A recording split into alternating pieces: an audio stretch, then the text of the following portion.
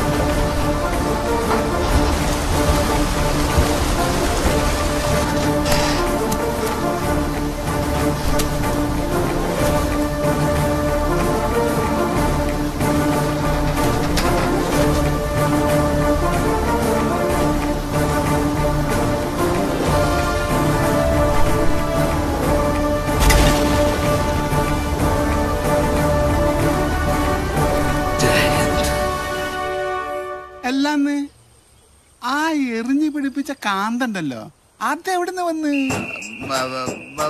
അതിർത്തിയിൽ എല്ലായിടത്തും കാന്തം ഉണ്ടാവും. എന്തേ? അല്ല ചോദിച്ച പറഞ്ഞാ നിങ്ങൾ വിശ്വസിക്കില്ല. അതിർത്തിയിൽ യുദ്ധം ഇല്ലാത്ത സമയത്ത് ഞങ്ങളും പാകിസ്ഥാൻ പട്ടാളക്കാരും ഭയങ്കര കമ്പനിയാണ്. അവരുടെ റാവൽപിണ്ടി ചാരായ ഞങ്ങൾക്ക് തരും, ഞങ്ങളുടെ കാർഗിൽ ചാരായ അങ്ങോട്ട് കൊടുക്കും. ഓണം, പെരുന്നാള്, ക്രിസ്മസ് ഒക്കെ വന്നാൽ ഒരുമിച്ചായിരിക്കും സദ്യ. ഇന്ത്യക്കാർക്കും പാകിസ്ഥാൻകാർക്കും ശേഖരൻകുട്ടിയുടെ സദ്യ തന്നെ വേണം നിർബന്ധമാണ്. പാകിസ്ഥാൻകാരുടെ അരെ ബായ് ശേഖരൻകുട്ടി എന്നുള്ള വിളി കേൾക്കുന്നതിന് എന്റെ സാമ്പാറും അവിയലും കാളനും പുളിശ്ശേരി അതിർത്തിയിൽ ഫേമസ്. പക്ഷെ ഏറ്റവും ഫേമസ് എന്താണെന്നറിയോ? എന്റെ മത്തനിലെ തോരൻ.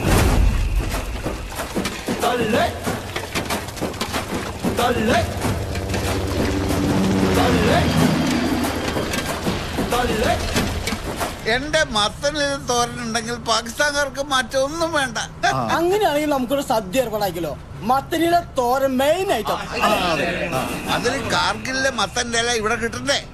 ശ്രീധര, എന്റെ സംസാരത്തിന്റെ ഒഴുക്ക് കളയും. ഇല്ല ഇല്ല ഇല്ല. ഞാൻ ചുരുക്കി പറയാം.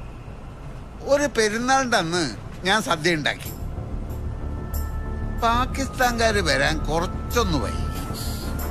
അപ്പോഴേക്കും ഇന്ത്യക്കാര് എന്റെ മത്തനിലെ തോരൻ തിന്ന് തീർത്തു.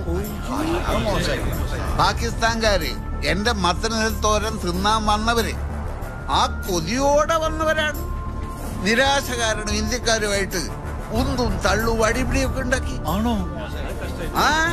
അങ്ങനെയല്ലേ കാർഗിൽ യുദ്ധം ഉണ്ടായത്? കാർഗിൽ യുദ്ധം ഉണ്ടാവാൻ വേറെ കാരണമാണ് ഞാൻ കേട്ടിട്ടുള്ളത്. നിങ്ങൾ അങ്ങനെ പലതും കേൾക്കും, പക്ഷേ ഇതാണ് സത്യം. ഞാൻ പറയുന്നത് കേട്ടാ മതി. മനസ്സിലായോ?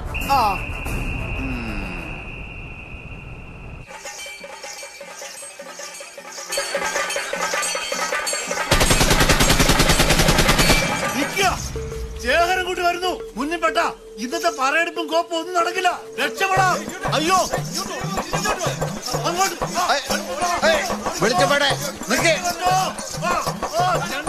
പുറകിലുണ്ടല്ലോ.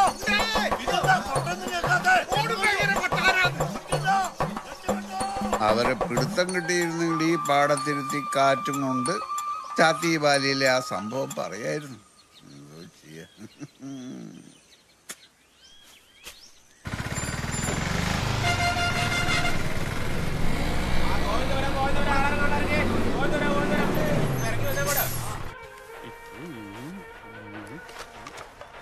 നാരായണട്ടാ, ഈ പ്രാവശ്യം രസമില്ല. സാരല്ലടോ, ഈ പുകയും ചൂടും കൊണ്ട് ജീവിക്കാനായിരിക്കും എന്റെ യോഗം. നാരായണേട്ടന്റെ സമയം മാറാൻ പോവല്ലേ? എവിടുന്ന് പണിച്ചത്? സതീശാ, ഇങ്ങ് വാ. ഈ നമ്പർ ഒന്ന് നോക്കിയേ. ഒരു സെൽഫി എടുത്തോട്ട് മാറടോ. നോക്കേ, ഒന്നാം സമ്മാനം അടിച്ചാ പെട്ടെന്ന് പറഞ്ഞേക്കല്ലേ. ഹാർട്ട് അറ്റാക്ക് ഒന്ന് ഞാൻ ചത്തു. നിങ്ങളോ കണക്കല്ലേ. 1 3 6 ജസ്റ്റ് മിസ്. 3 നമ്പറിന് പോയി. ഒന്നാം സമ്മാനം അല്ല, 100 റുപ്യ. അല്ലെങ്കിലും ഈ തണ്ടി എടുത്ത ടിക്കറ്റ് എടുത്താ അത് വേസ്റ്റാ. അങ്ങനെ പറയരുത് പവിത്രേട്ടാ. എങ്ങനെ? തുടർച്ചയായിട്ട് എടുത്താലല്ലേ അടിക്കുള്ളൂ അല്ലേ? അത് ശരിയാ. അതുകൊണ്ടല്ലേ ഞാൻ ഈ ലോട്ടറി ടിക്കറ്റ് എടുക്കാത്തെ. പിന്നെ നാരായണേട്ടാ, ബീഫും പൊറോട്ട എടുത്തോ. നാരായണേട്ടാ, പറ്റില്ല, ഇരിക്കോ. അത് കിട്ടിയ സൈതാലിക്കയുടെ വീട് പണി തീരാറായോ? എവിടെ? രാവും പകലും നിർത്താണ്ട് പണിയാ. 2 ദിവസം കൊണ്ട് തീർത്തു കൊടുക്കണം. അല്ലെങ്കിലേ പുള്ളി നമ്മുടെ പണി തീർക്കും. അല്ല, ചായ എടുക്കണം. സ്ട്രോങ് ആയിക്കോട്ടെ. ഉറക്കം പോയി കിട്ടും. എനിക്ക് ലൈറ്റ് മതിയാ. ഓ, എന്റെ ഭഗവതി, ദേ വരുന്ന AK-47. നാരായണേട്ടൻ ഇന്നൊരു ഓട്ടോ ഉള്ളതാ. പറ്റില്ല മക്കളെ. എന്റെ മക്കളെ, കാശങ്ങ് തന്നിട്ട് പോടോ. ഇവനെ കൊണ്ട് ആ പാടുള്ള കച്ചവടവും പോയി. മാറിക്കടോ പ്ലാനിൽ പോ. എന്താ നാരായണട്ടാ, GST നിങ്ങളെ ബാധിച്ചോ? ആരെയും കാണാനില്ല. GST അല്ല, നീയാണ് ബാധ. ഒഴിയാ ബാധ. ഞാനോ? എന്നോട് ഞാൻ എത്ര പ്രാവശ്യം പറഞ്ഞിട്ടുണ്ട്, നല്ല കച്ചവടം നടക്കുന്ന സമയത്ത് ഇങ്ങോട്ട് കെട്ടി എഴുന്നള്ളത്. ഒരു ചായ കുടിക്കാൻ തോന്നിയാ ഇങ്ങോട്ടല്ലാതെ പിന്നെ ബാർബർ ഷോപ്പിൽ പോണം. എന്താ നാരായണ ഇങ്ങനെയൊക്കെ പറയുന്നത്? നീ ഇതൊക്കെ കണ്ടോ? നിന്നെ കണ്ടപ്പോ ആൾക്കാർ ഇട്ടിറങ്ങി ഓടിയതാ. ഇതിന്റെ കാശ് നീ തരുമോന്ന്? എന്നെ കണ്ട് പേടിച്ചോടാൻ എനിക്കെന്താ നിപ്പ വൈറസ് ഉണ്ടോ? നിപ്പയേക്കാൾ ഭീകരനാ ഇപ്പൊ നിങ്ങള്. ആ ഖത്തർ സൈതാലിക്കന്റെ മുമ്പിൽ നിന്ന് ചെന്ന് പെടണ്ട. പണി തീർക്കും അയാള്. എന്തിന്? നിങ്ങൾ ഒറ്റൊരാള് കാരണ സൈതാലിക്കന്റെ വീട് കൂടൽ ചടങ്ങ് ഒരാഴ്ചത്തേക്ക് മാറ്റി വെക്കേണ്ടി വന്നു. ഞാൻ കാരണം? ആ വീട് പണിയായിട്ട് എനിക്കെന്ത് ബന്ധം? എനിക്കെന്ത് ബന്ധമെന്നോ? കാരണം ആ വീട് പണി നടക്കുന്ന സ്ഥലത്തെ പാവപ്പെട്ട പണിക്കാരെയും വിളിച്ചിരുത്തി ദിവസവും പട്ടാളത്തള്ളൽ കേൾപ്പിക്കലായിരുന്നു ഇയാളുടെ പണി.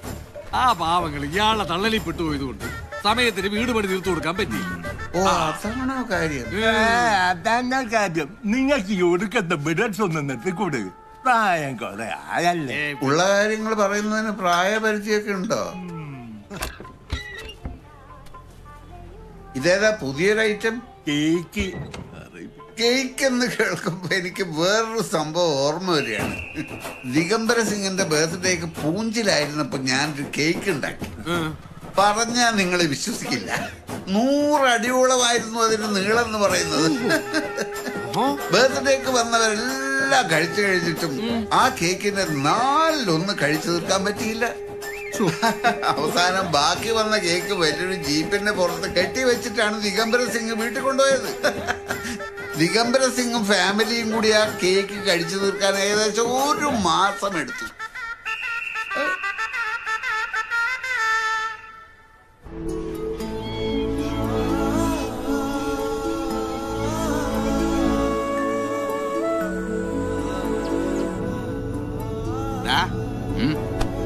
എന്തൊക്കെ പറഞ്ഞാലും നമ്മളെ നാടില്ല കണ്ട ഒരു പുരോഗതിയില്ല.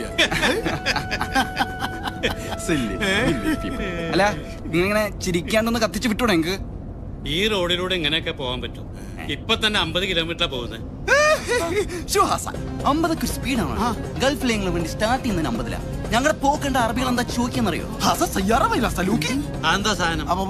പണ്ടരക്കാലത്ത് റോക്കറ്റോ കാറോ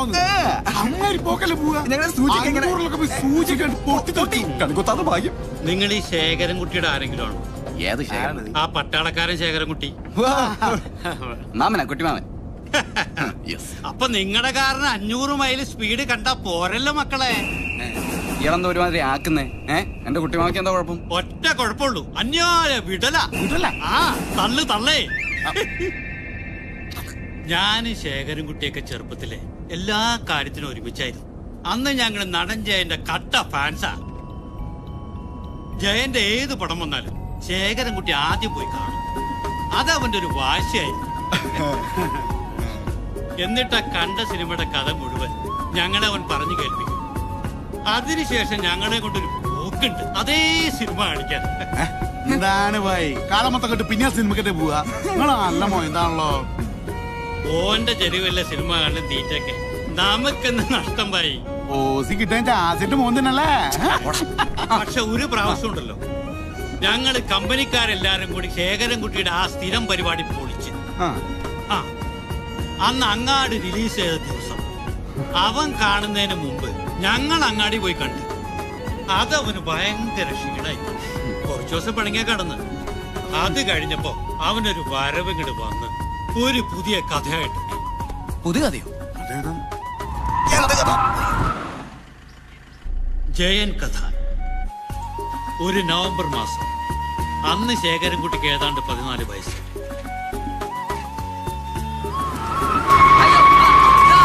എവിടെ നോക്കിയാണ് വണ്ടി ഓടിക്കണത്?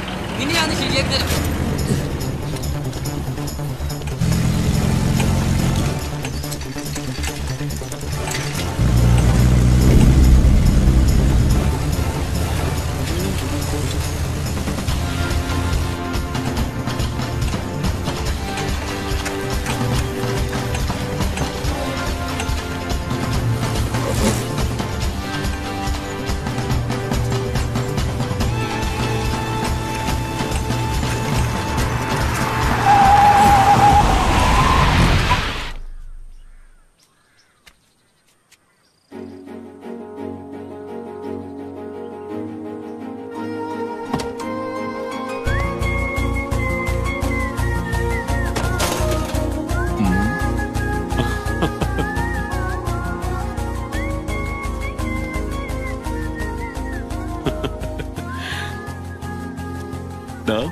നീ എന്നെ പോലെ സാഹസികനാണല്ലോ. എന്താ നിന്റെ പേര്? ശേഖരൻകുട്ടി. ആദ്യ കാഴ്ചയിൽ തന്നെ ജയന് അവന് ഭയങ്കര ഇഷ്ടമായിരുന്നു. അവൻ ജയന്റെ കടുത്ത ആരാധകനാണെന്നും കുറഞ്ഞത് 4-5 തവണയെങ്കിലും ജയന്റെ എല്ലാ പടങ്ങളും കാണാറുണ്ടെന്നും പറഞ്ഞു. അതോടൊപ്പം തന്നെ അവന്റെ ജീവിതത്തിലെ ഏറ്റവും വലിയൊരു ആഗ്രഹവും ജയനോട് പറഞ്ഞു. എനിക്ക് നിങ്ങളെ കൂടെ ഒരു സിനിമയിൽ അഭിനയിക്കണം. ആഹാ, കൊള്ളാമല്ലോ. അങ്ങനൊരാഗ്രഹം നിനക്കുണ്ടെങ്കിൽ ഞാനത് സാധിച്ചു തരും. ജയൻ തന്റെ ഡ്രൈവറെ കൊണ്ട് ശേഖരൻകുട്ടിക്ക് ഒപ്പം നിന്ന് ഫോട്ടോ എടുപ്പിച്ചു.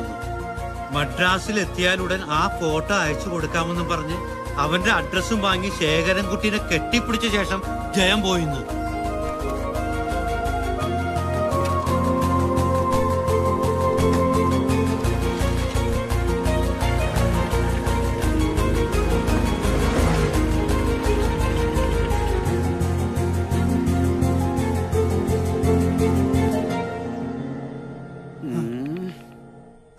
എങ്ങനുണ്ട് നിന്റെ മാമന്റെ കഥ? ജയന്റെ സിനിമനേക്കാൾ ത്രില്ലുണ്ട്. അല്ലാക്കെ പോട്ടെ, നിന്റെ ജയൻ മൂപ്പർക്ക് ഫോട്ടോ അയച്ചു കൊടുത്തോ? എവിടെ അപ്പോഴേക്കും കോളിലക്കത്തിന് ഷൂട്ടിങ്ങിന്റെ അപകടത്തിൽപ്പെട്ട് ജയൻ മരിച്ചുപോയില്ലേ? കഷ്ടായി പോയി. കുട്ടിമാമ പറഞ്ഞ സത്യമാണോ വീട്ടിലാണോ എന്ന് തെളിവില്ലാണ്ടായി പോയല്ലോ. അതാണ് ശേഖരൻകുട്ടി. എല്ലാത്തിന്റെ പഴുതുകൾ അടച്ചായിരിക്കും അവന്റെ തള്ളു. അന്യായ വിടലായി പോയിട്ടോ. എന്റെ പൊന്നു മോനെ, കേട്ടെടുത്തോളാം എന്റെ കുട്ടിമാമ റയർ പീസാണ്. Rare piece. ശേഖരൻകുട്ടിയുടെ തള്ളു കേട്ട് ചെവി മരവിച്ച എനിക്ക് നിങ്ങളുടെ കാറിന്റെ 500 സ്പീഡ് തള്ളൊക്കെ എന്ത് തള്ളു മക്കളെ. കറക്റ്റാണത്. ഞാനും പറഞ്ഞു എന്റെ വീട്ടുകാരൊക്കെ ഒന്ന് പരിചയപ്പെട്ടു. ഏട്ടൻ തടിച്ചിട്ടൊന്നുമില്ല. അവിടെ ഫുഡ് അടിച്ച് സൂഹിക്കില്ലായിരുന്നു മോളെ. കഷ്ടപ്പാടാണ് കഷ്ടപ്പാട്. സുഖല്ലേ മോനെ? എന്ത് ചോദ്യമ സുഖല്ലേ? എജാതി സുഖോ. ആ സുഖം കൊണ്ടല്ലേ ഞങ്ങൾ എല്ലാം കെട്ടിപ്പറിക്കി ഇങ്ങോട്ട് പോകുന്നത്. ഇതാണ് ഞാനിപ്പോഴും പറയാറില്ല നാസർ. യെസ്, ഞാനാണ് ആ ബുദ്ധിമാൻ. ഓ അതും പറയാറുണ്ട്. ഇല്ല, ഏട്ടൻ പിയാത്തിസിൽ പോയിരിക്കുക. എടാ മറ്റേ ട്രെയിനിങ് സെന്റർ അടപ്പട്ട. അതെ, ഇവിടെ എത്തുന്നവരെ ഡ്രൈവർ കുട്ടിമാമയുടെ തള്ളുകഥ പറയായിരുന്നു. ഭയങ്കരം തന്നെ. ഇപ്പൊ എന്തിനു മാറ്റം? എന്ത് മാറ്റം? വല്ല അസുഖമായിരുന്നെങ്കിൽ ഡോക്ടറെ കാണിക്കായിരുന്നു. ഇതിപ്പോ അതല്ലല്ലോ. എന്തായാലും എന്റെ കുട്ടിമാമൻ എനിക്കൊന്ന് പരിചയപ്പെടുത്തായിരുന്നു. സ്വയം വെടികൊണ്ട് മരിക്കാൻ തീരുമാനിച്ച സ്ഥിതിക്ക് പരിചയപ്പെടുത്തി തരാം. നിങ്ങൾ ഇവിടെ ആരോട് ചോദിച്ചാലും പറയും ഇബ്രാഹിം കുട്ടീന്റെ മീൻ ധൈര്യമായിട്ട് വാങ്ങാന്ന്. അത്രക്ക് ഗ്യാരണ്ടിയാ. നാളെയും വരുമല്ലോ. പിന്നെ അല്ലാണ്ട് ഏത് ഒലക്കേമിൽ ഹർത്താലുണ്ടെങ്കിലും ഞമ്മള് വരും. നല്ല ഫ്രഷ് മീനല്ലേ? പടച്ചോനെ, തല വെച്ച് കൊടുത്ത ഇന്നത്തെ കാര്യം ഇബ്രാഹിം ഒന്ന് നിന്നേ. കുറച്ച് തിരക്കുണ്ട്. മീനേ പെടക്കണ മീനേ. പെടക്കണ മീന് ഒരാഴ്ച മുമ്പ് പെടച്ചായിരിക്കും. ഹലോ, നമസ്കാരം. നമസ്കാരം. പുതിയ താമസക്കാർ വന്നു ബ്രോക്കർ കൃഷ്ണൻ പറഞ്ഞു. എന്നാൽ നേരിട്ട് വന്ന് പരിചയപ്പെടാമെന്ന് വിചാരിച്ചു. നല്ല കാര്യം. ഞാൻ ശേഖരൻകുട്ടി, ഇന്ത്യൻ ആർമിയിലായിരുന്നു. ഞാൻ കോശി, ടൗണിൽ SBI മാനേജറാ. ഇതെന്റെ ഭാര്യ അന്നാമ. വരൂ, നമുക്ക് അങ്ങോട്ടിരുന്ന് സംസാരിക്കാം. വരൂ.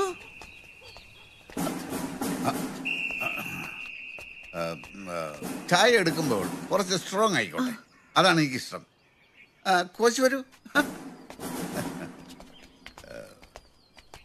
കോശി ഇരിക്കൂ, ഇരിക്കൂ. എങ്ങനെയുണ്ട് ഇവിടുത്തെ താമസമൊക്കെ? ടൗണിൽ താമസിക്കണ്ടെന്ന് കരുതിയ ഇവിടെ തന്നെ വീട് നോക്കിയത്. കൊള്ളാം, നല്ല ശാന്തമായ സ്ഥലം. ശരിയാ, പക്ഷെ ബാങ്കിലേക്ക് സ്വല്പം ദൂരെ കൂടുതലല്ലേ? ഏയ്, ഒരു അരമണിക്കൂർ ഡ്രൈവിംഗ് അല്ലേ ഉള്ളൂ. ഇതിന്റെ ഓണർക്ക് ഈ വീട് വിൽക്കേണ്ട ആലോചന ഉണ്ടെന്നാ ബ്രോക്കർ കൃഷ്ണൻ പറഞ്ഞത്. ഇതൊന്ന് വാങ്ങിയാലെന്നുള്ള ഒരു പ്ലാനിങ്ങില്ല. അങ്ങനെയാണെങ്കിൽ അത് നടത്തിക്കളയാം. ഇതിന്റെ ഓണർ ഭാസ്കരൻ എന്റെ സുഹൃത്താണ്. ഞാൻ സംസാരിക്കാം.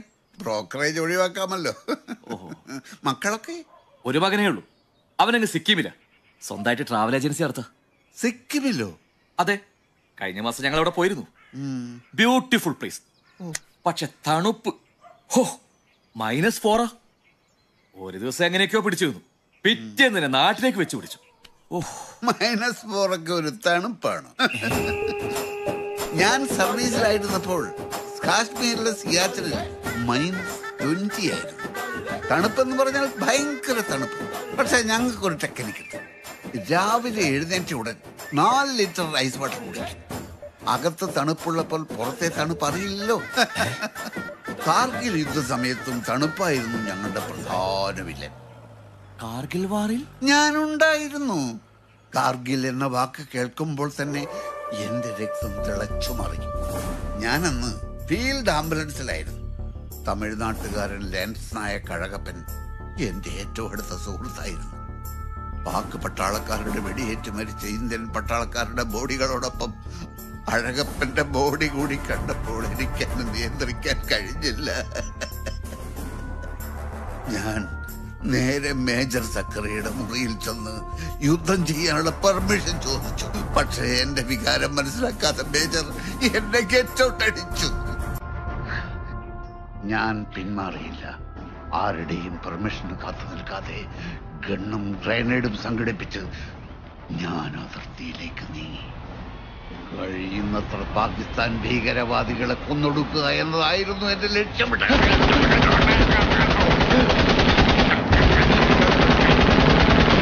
വന്ദേ മാതരം, വന്ദേ മാതരം, വന്ദേ മാതരം. മിസ്റ്റർ കോശി, അന്നത്തെ ഓപ്പറേഷനിൽ ഏതാണ്ട് 20ഓളം പാകിസ്ഥാൻ പട്ടാളക്കാരെ ഞാൻ കൊന്നൊടുക്കി. എന്റെ 100 കണക്കിന് പട്ടാളാനുഭവങ്ങൾ വേറെയും പറയാനുണ്ട്. ചായ ചായ വന്നല്ലോ. അല്ലാമേ, ചായ അവിടെ വെച്ചേക്ക്. എനിക്ക് വല്ലാത്ത ക്ഷീണം, ഒന്ന് കിടക്കണം. എന്നാ വരൂ, നമുക്ക് ബെഡ്റൂമിലേക്ക് പോവാം. അവിടെ ആവുമ്പോ കിടന്നുകൊണ്ട് കേൾക്കാലോ. വരൂ കോശി, വരൂ.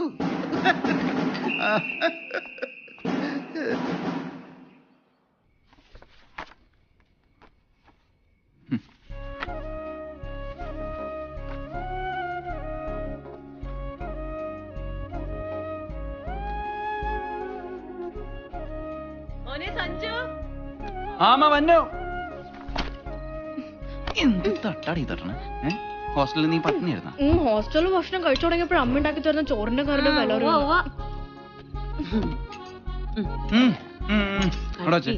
അമ്മ ഇരിക്ക്, ഞാൻ വിളമ്പി തരാം. ഏട്ടൻ എന്തെങ്കിലും കഴിച്ചോന്ന് ആർക്കറിയാം. അമ്മ, ഈ കുട്ടിമാമയ്ക്ക് രാത്രിയാവുമ്പോ ഇവിടെ നിന്ന് എന്തെങ്കിലും കഴിച്ച് ഇവിടെ തന്നെ കിടന്നാ പോരെ? നിങ്ങളാരും ഇല്ലാത്തപ്പോ കുട്ടിമാമ ഇവിടെ തന്നെ അല്ലേ? അമ്മ, ഞാനൊന്ന് ചോദിച്ചോട്ടെ, ശരിക്കും കുട്ടിമാമയും മാമിയും തമ്മിൽ പിരിയാനുള്ള കാരണം? കുട്ടിമാമയുടെ ഒടുക്കത്തെ തള്ളും മാമിയുടെ ഒടുക്കത്തേക്ക് പോയി, അത് തന്നെ കാര്യം. മിണ്ടാതിരിയടി, എന്തെങ്കിലും പറയാ.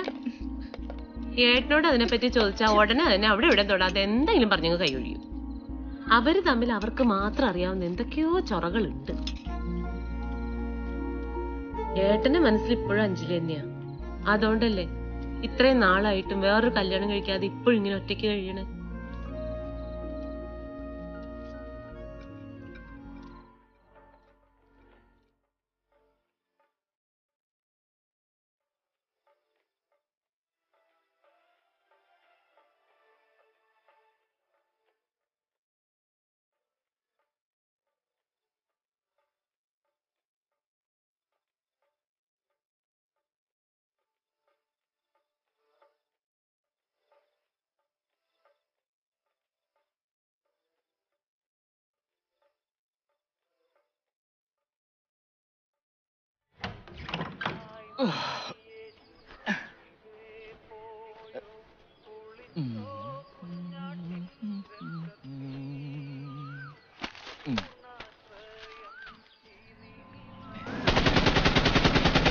കർത്താവേ, നിനക്ക് സ്വസ്തി കാത്തോളെ, കാത്തോളെ കർത്താവേ.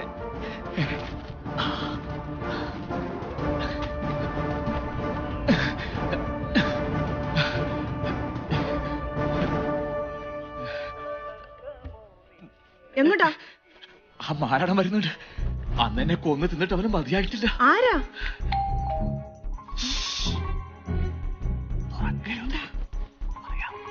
തുറക്കരുത്, ഞാൻ പറയാം. കോശി സാറേ, കോശി സാറേ, ഇത് ഞാനാ, ശേഖരൻകുട്ടിയാ. കാർഗിൽ -20, 4 ലിറ്റർ തണുത്ത വെള്ളം അണ്ണാക്കിലേക്ക്. ഇന്ന് ഞായറാഴ്ച ആയതുകൊണ്ട് നമുക്ക് ഇഷ്ടംപോലെ സംസാരിക്കാലോ. വാതിൽ തുറന്നാട്ടെ. എന്നെ കൊന്ന് പെട്ടിയിലാക്കി ആനയടിച്ചിട്ട് അവ പോവും. കോശി സാറേ, കോശി സാറേ, കോശി സാറേ.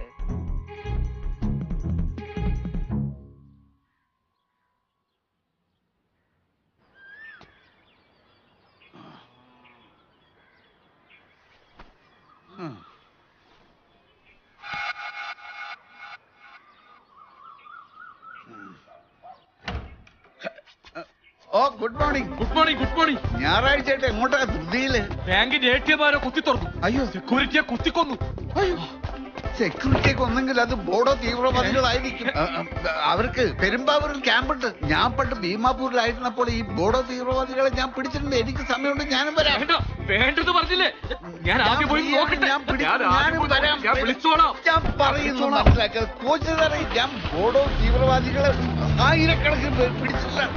അവിടേക്ക് കോച്ച് സാറേ, സാറേ നല്ല പിടിക്കേണ്ടത്.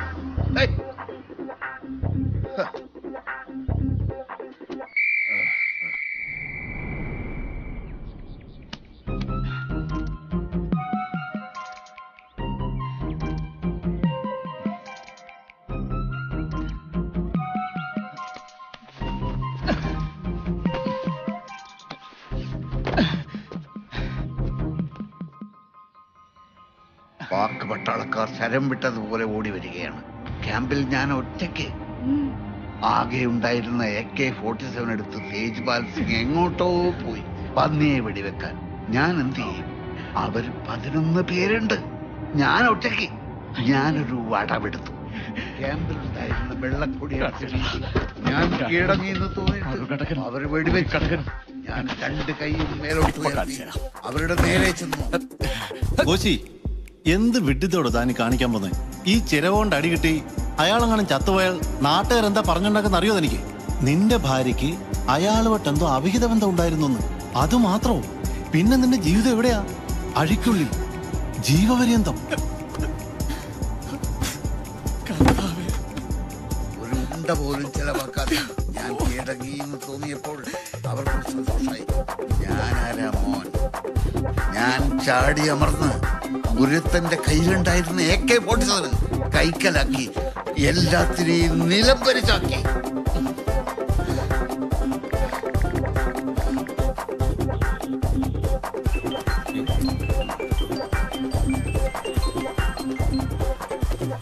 ഹലോ, ആ സാറേ.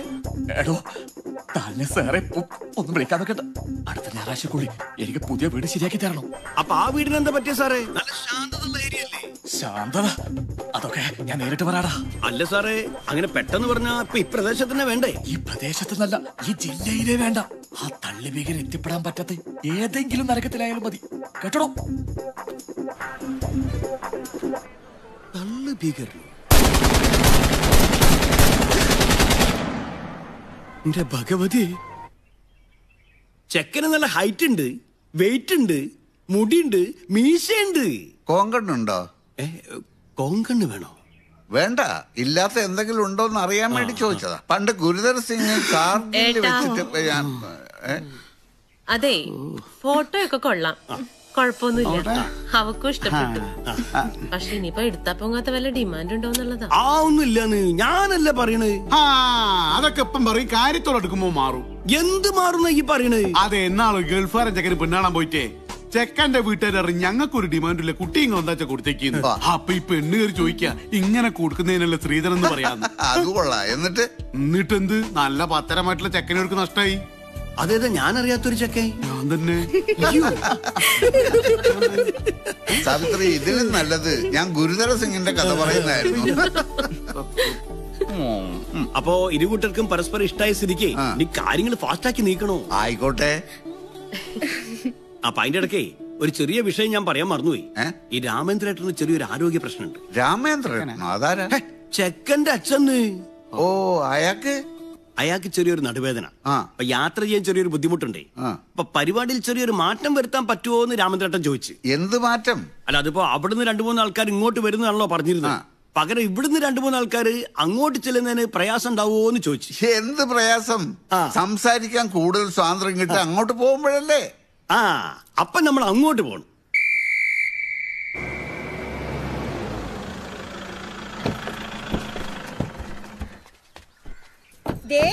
അവര് വന്നോ?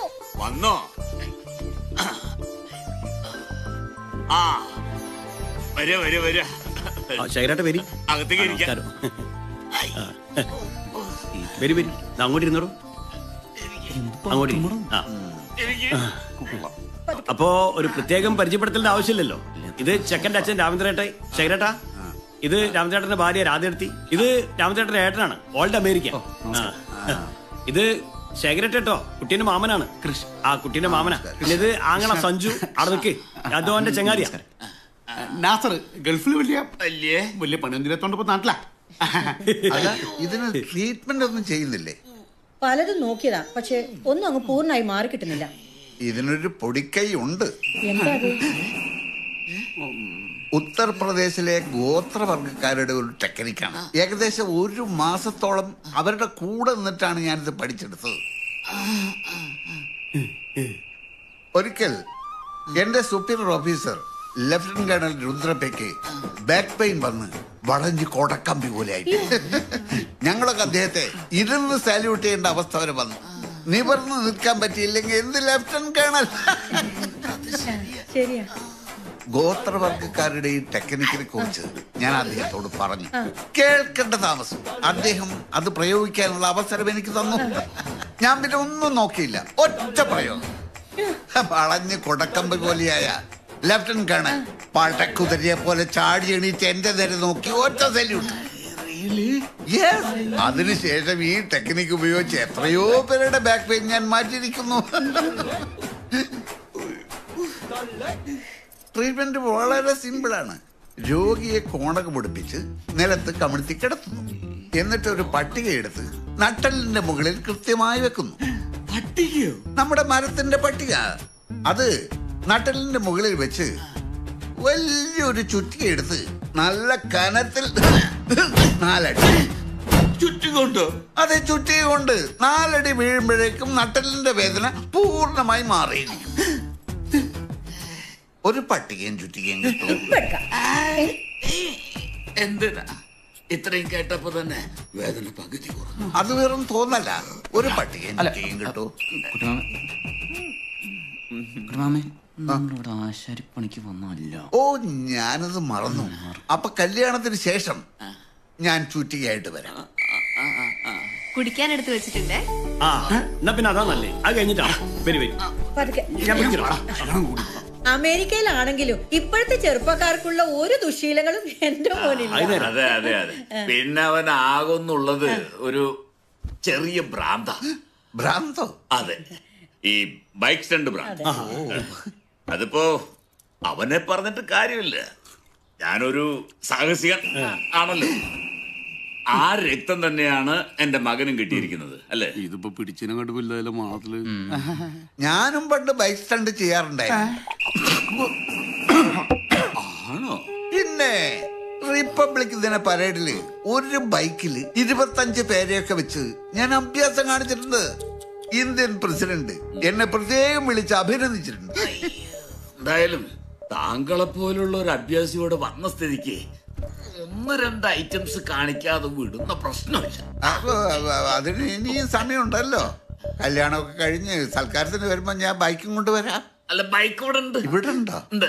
സൽക്കാരം വരെ കാത്തിരിക്കാനുള്ള ക്ഷമ എനിക്ക്. നിങ്ങളുടെ ആ പ്രകടനം ഇപ്പൊ തന്നെ മൊബൈലിലെടുത്ത് അമേരിക്കക്ക് എന്റെ മോൻ അയച്ചു കൊടുക്കാനുള്ളതാ. എന്താന്ന് വെച്ചാൽ ബൈക്ക് ഓടിച്ചിട്ട് കുറെ നാളായി. പിന്നെ പുതിയതരം ബൈക്ക് അല്ല, അതൊന്നും കാര്യമില്ലേ. 10-25 ആള് ബൈക്കിന്റെ മുകളിൽ കയറ്റി പ്രസിഡന്റിന്റെ മുന്നിൽ കൊണ്ടിട്ടെടുത്ത ആളാ. അതൊന്നും മൊബൈലിൽ എടുത്തേക്കണം. ഒരു സാഹസിക പ്രകടനങ്ങൾ കാണാൻ ആഗ്രഹമുള്ളവർ ഒരു ബൈക്ക് കാണിച്ചു തരാം. വേണോ? പറഞ്ഞു പോയില്ലേ, നോക്കാം. ആദ്യ ഇയാളുടെ അഭ്യാസ പ്രകടനങ്ങൾ കണ്ട് എന്റെ മോൻ ഇഷ്ടപ്പെടുത്തേ. അത് കഴിഞ്ഞിട്ടല്ലേ സൽക്കാരം. നീ ആകെ ഷൂട്ട് ചെയ്തേക്കണേ. ഞാന് അഭ്യാസം കാണിക്കാൻ ഒരു 10-22 പേരെ വിളിച്ച് കൂട്ടട്ടെ. ആദ്യം ഞാനിതൊന്ന് ഓടിച്ചു നോക്കട്ടെ, എന്നിട്ട് വിളിക്കാം. ഓടിക്കും. ഇതിന്റെ സ്റ്റാർട്ടർ ഒന്നും കാണുന്നില്ല. ഇതെങ്ങനെ സ്റ്റാർട്ട് ചെയ്യാം? അവിടെ ഒരു ബട്ടൺ ഇല്ലേ, അതങ്ങ് അമർത്തി നോക്കി. ഇതാ ഇങ്ങനത്തെ വണ്ടിയുടെ ഒക്കെ കുഴപ്പം. അതൊന്നും വെക്കണ്ട. ഹെൽമെറ്റ് വെച്ചാൽ മുഖം മനസ്സിലാവില്ല. ഇത് ഷൂട്ട് ചെയ്യണ്ട. അതെ, ഞാനൊരു എക്സ് മിലിറ്ററിക്കാരനാണ്. എല്ലാം സിസ്റ്റമാറ്റിക് ആയിട്ട് ചെയ്യാൻ പറ്റും. സിസ്റ്റമാറ്റിക് ആയിട്ട് അങ്ങ് തുടങ്ങിക്കോട്ടെ.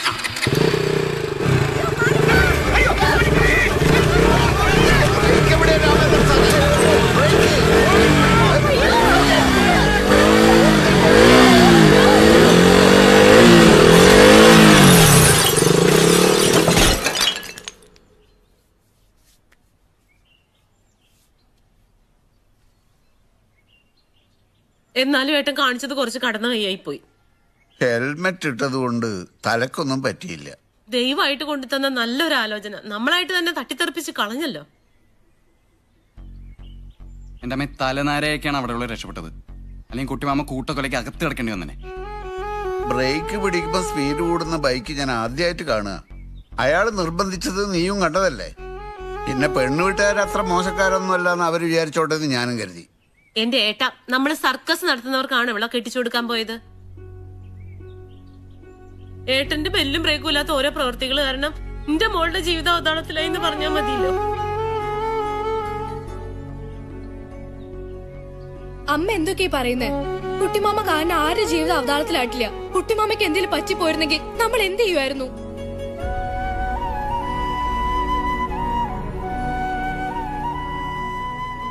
എന്നാ ഞാൻ ഇറങ്ങട്ടെ. ഏട്ടൻ എന്തെങ്കിലും കഴിച്ചിട്ട് പോവാ.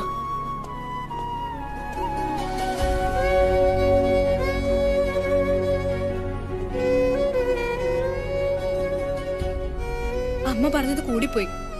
അച്ഛനില്ലാത്തപ്പോ ആ സ്ഥാനത്ത് നിന്ന് നമ്മളെ നോക്കി വളർത്തിയത് കുട്ടിമാമയാ. അതാരും മറക്കണ്ട.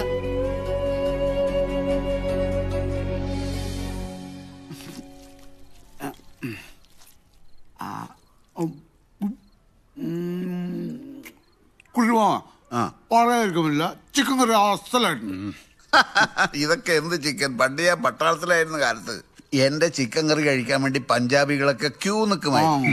ഞാൻ പറയാനിരിക്കും, വെറുതെ ഒരു പഞ്ചാബി ടേസ്റ്റ്. പക്ഷെ ഇത് കാശ്മീരി ചിക്കനാ. അല്ല, കാശ്മീരും പഞ്ചാബൊക്കെ അടുത്തടുത്തല്ലേ, ഒരു സ്റ്റോപ്പിന്റെ വ്യത്യാസമല്ലേ ഉള്ളൂ. അതിർത്തി തർക്കത്തിനുള്ള സമയമല്ല ഇത്. നീ കഴിക്ക്. കുട്ടുമാമേ, ഞാനൊരു കാര്യം ചോദിക്കട്ടെ, നിങ്ങൾക്ക് എന്റെ വീട്ടിൽ മാറിക്കൂടെ? നിങ്ങൾ ഇതിനെ ഇവിടെ ഒറ്റ വെക്കണേ? എല്ലാരും മേലോട്ട് പോകുമ്പോ ഒറ്റക്കല്ലേ, അതിന്റെ റിഹേഴ്സലാ. ഓ, മുകളിലേക്ക് പോകാൻ റെഡി ആയിട്ടിരിക്കുക ഞങ്ങള്. പണ്ട് കാർഗിൽ യുദ്ധ സമയത്ത്. അല്ല കുട്ടിമാമ, അത് പിന്നെ പറയാം. അല്ല, കാർഗിൽ പറഞ്ഞിട്ട് അല്ല, മറ്റേത് പറഞ്ഞിട്ട് ഇത് പറയാം. അതാ കാശ്മീരി കോഴി ഇന്നും നന്നാവുക. അഞ്ജലി മാമിയുടെ കാര്യ അത് പിന്നെ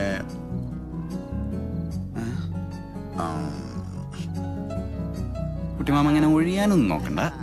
അഞ്ജലി മാമി എങ്ങനെയാ ആദ്യമായിട്ട് കണ്ടത്? നിങ്ങൾ സ്നേഹിച്ചല്ലേ കല്യാണം കഴിച്ചത്? നിങ്ങളാ മുഹബത്ത് കഥയൊന്നും പറ കുട്ടിമാമ, ഞങ്ങളത് കേക്കട്ടെ.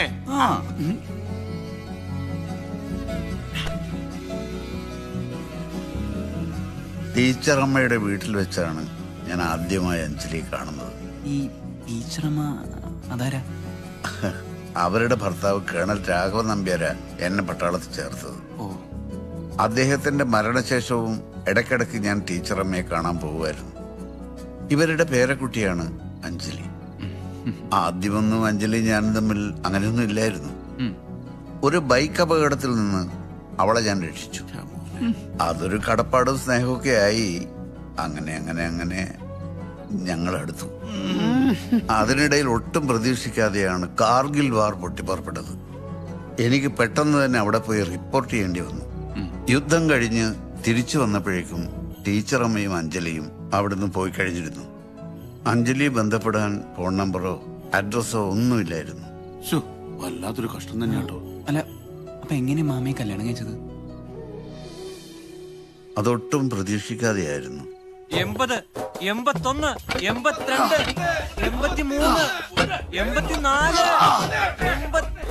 83,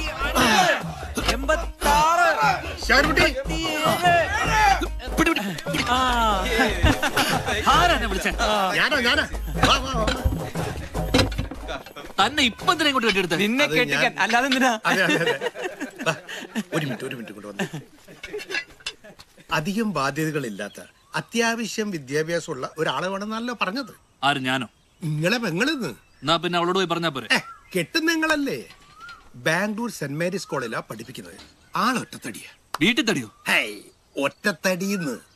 ഓഹോ. 2 കാര്യങ്ങൾ അവർ ആവശ്യപ്പെട്ടിട്ടുള്ളൂ. ഈ കല്യാണം എന്ന് പറയുന്നത് വലിയ ആർഭാടങ്ങളൊന്നും ഇല്ലാതെ ഒരു രജിസ്റ്റർ മാരേജിൽ ഒതുക്കണം. പിന്നെ കല്യാണം കഴിഞ്ഞ ശേഷം ബാംഗ്ലൂർ തന്നെ അവരൊരുമിച്ച് ജീവിക്കണം. എന്തേ, ജോലി ഉപേക്ഷിക്കാൻ പറ്റാത്തോണ്ടായിരിക്കും. എന്റെ അഭിപ്രായം. നടക്കില്ല. എന്റെ പെങ്ങളെയും കുട്ടികളെയും വിട്ടിട്ട് എനിക്ക് ഇവിടുന്ന് മാറിക്കാൻ പറ്റും. എന്നാ പിന്നെ ഒരു കാര്യം ചെയ്യാ, നിങ്ങളെ പെങ്ങളെയും കുട്ടികളെയും കൂടി അവരോട് ഏറ്റെടുക്കാൻ പറ്റുമോ ചോദിച്ചാലോ? നിങ്ങളെന്താ പരിഹസിക്കുക? പിന്നെ ഞാൻ എന്താ പറയണ്ടേ? പല പല നല്ല നല്ല ആലോചനകൾ ഞാൻ പലപ്പോഴായിട്ട് നിങ്ങൾക്ക് കൊണ്ടു തന്നിട്ടുണ്ട്. അപ്പോഴേക്കും ഓരോ കാര്യങ്ങൾ പറഞ്ഞ് അത് മുടക്കും. അല്ല, എനിക്ക് അറിയാണ്ട് ചോദിക്കുക, നിങ്ങൾക്ക് വേറെ വല്ല കുഴപ്പമുണ്ടോ?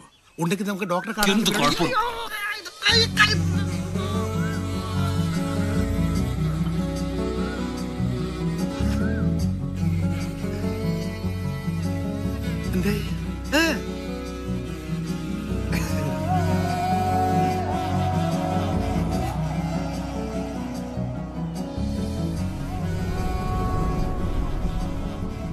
നമ്മുടെ കല്യാണം വലിയ ആർഭാടായി നാട്ടിൽ വെച്ച് നടത്തണം എന്നായിരുന്നു എന്റെ ആഗ്രഹം. അഞ്ജലി പറഞ്ഞതുകൊണ്ടാണ് ഞാനത് വേണ്ടെന്ന് വെച്ചത്. കാർഗിൽ വാർ കഴിഞ്ഞ് നാട്ടിൽ തിരിച്ചെത്തിയപ്പോ അഞ്ജലിയും ടീച്ചറമ്മയും അവിടുന്ന് പോയി നടന്നതോടെ ഞാൻ വല്ലാതെ തകർന്നുപോയി. അഞ്ജലിയും ടീച്ചറമ്മയും എന്തെങ്കിലും തിരിച്ചു വരുമെന്ന് ഞാൻ പ്രതീക്ഷിച്ചിരുന്നു. ടീച്ചറമ്മ ഉണ്ടായിരുന്നെങ്കിൽ നമ്മുടെ ഈ കല്യാണം നടന്നതിൽ ഏറ്റവും കൂടുതൽ സന്തോഷിക്കുക അവരായിരിക്കും. സോറി, അഞ്ജലിക്ക് വിഷമമായോ? എന്നാ പിന്നെ നമുക്ക് വേറെ എന്തെങ്കിലുമൊക്കെ സംസാരിക്കാം.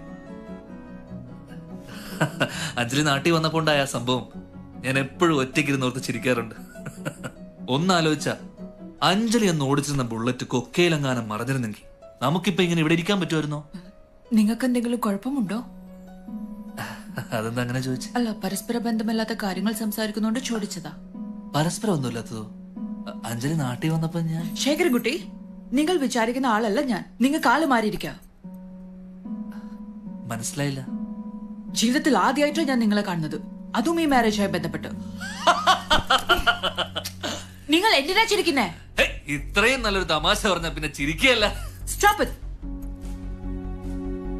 നിങ്ങൾക്ക് എന്തോ കാര്യമായ കുഴപ്പമുണ്ട്. എനിക്കൊരു കുഴപ്പമില്ല. അഞ്ജലിക്ക് എന്തോ ഭയങ്കര കുഴപ്പമുണ്ട്.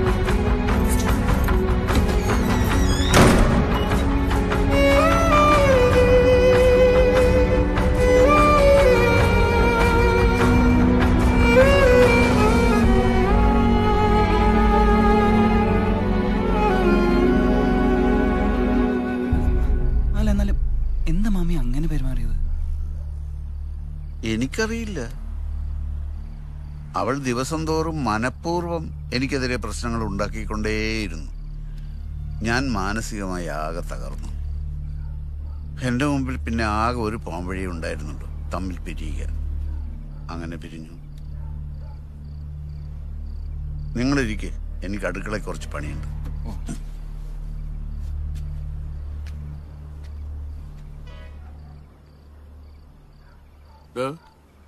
നമുക്ക് സംഭവം മനസ്സിലായോ?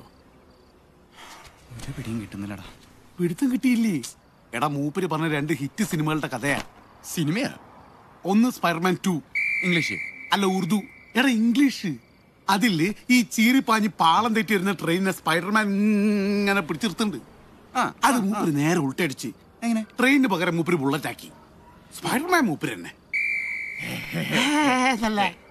രണ്ടാമത്തെ ഇന്നലെ സുരേഷ് ഗോപിന്റെ പടം, ശോഭന അഭിനയിച്ച പടം. അതില് പഠിച്ച പണി 18 നോക്കിയിട്ട് ശോഭനയ്ക്ക് സുരേഷ് ഗോപിനെ മനസ്സിലാവില്ല. ഇല്ല. അതേപോലെ തന്നെയാണ് ഇവിടെ സംഭവിച്ചത്. മൂപ്പരെ എങ്ങനെയായാലും മനസ്സിലാവില്ല. മൂപ്പര പഴയ സിനിമ ഭ്രാന്ത് മാറിയില്ല. ഈ കണ്ട സിനിമന്റെ കഥയൊക്കെ മൂപ്പര് തിരക്കഥ ഉണ്ടാക്കിയിട്ട് ഈ നാട് മുഴുവൻ ഇങ്ങനെ പാടി നടക്കുക. ചേച്ചേന്നല്ല, എന്റെ കുട്ടിമാമ ഇപ്പൊ ഇല്ല, എന്നോട് തന്നെ പൊട്ടലിട്ടേ മൂപ്പർക്ക്. എന്നോട് ചേച്ചേന്ന് പറഞ്ഞ കാര്യമില്ല. കാര്യം മൂപ്പരെ പറഞ്ഞ് മനസ്സിലാക്കി കൊടുക്ക്. ഞാൻ നാട്ടുകാരെ മൂപ്പരെ കയ്യക്കൂ.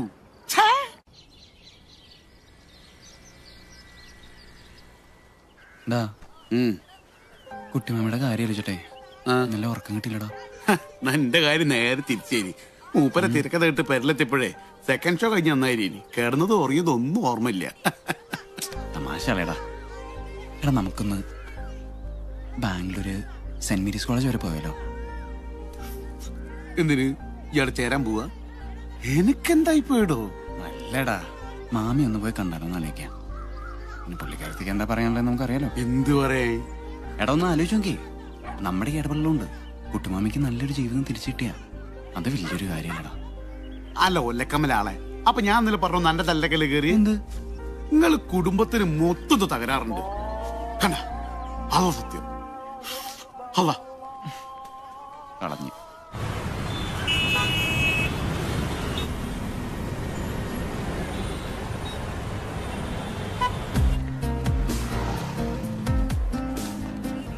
Excuse me. മോനെ, ഇതൊക്കെ കാണുമ്പോ വല്ലാത്തൊരു നഷ്ടബോധം തോന്നുന്നു. ഉള്ള നല്ല കാലം മൊത്തം കണ്ട അറബിയൊക്കെ ഉണ്ട് കഷ്ടപ്പെട്ടില്ലേ ഈ എന്റെ മാമീനോട് പറഞ്ഞു എനിക്ക് ഇവിടെ എന്തെങ്കിലും ഒരു പണി ശരി തന്നെ പറഞ്ഞു നിലം തുറക്കുന്ന പണിയാലും മതി നല്ല തീരുമാനമായോ Where's the staff room? Go straight and turn left. To the left. Okay, thank you. അല്ല കാക്കളുടെ പരീക്ഷ കഴിഞ്ഞോ വാട്ട് യെസ് എടോ ഒത്തിരി സ്പെല്ലിംഗ് മിസ്റ്റേക്ക് ഉണ്ടെങ്കിൽ എന്റെ ഇംഗ്ലീഷ് അടിപൊളി കേട്ടോ ആണല്ലേ അതുകൊണ്ടാ കളിക്കല കളറാണ്ട. Excuse me, ma'am. Yes. Anjali, ma'am. Anjali?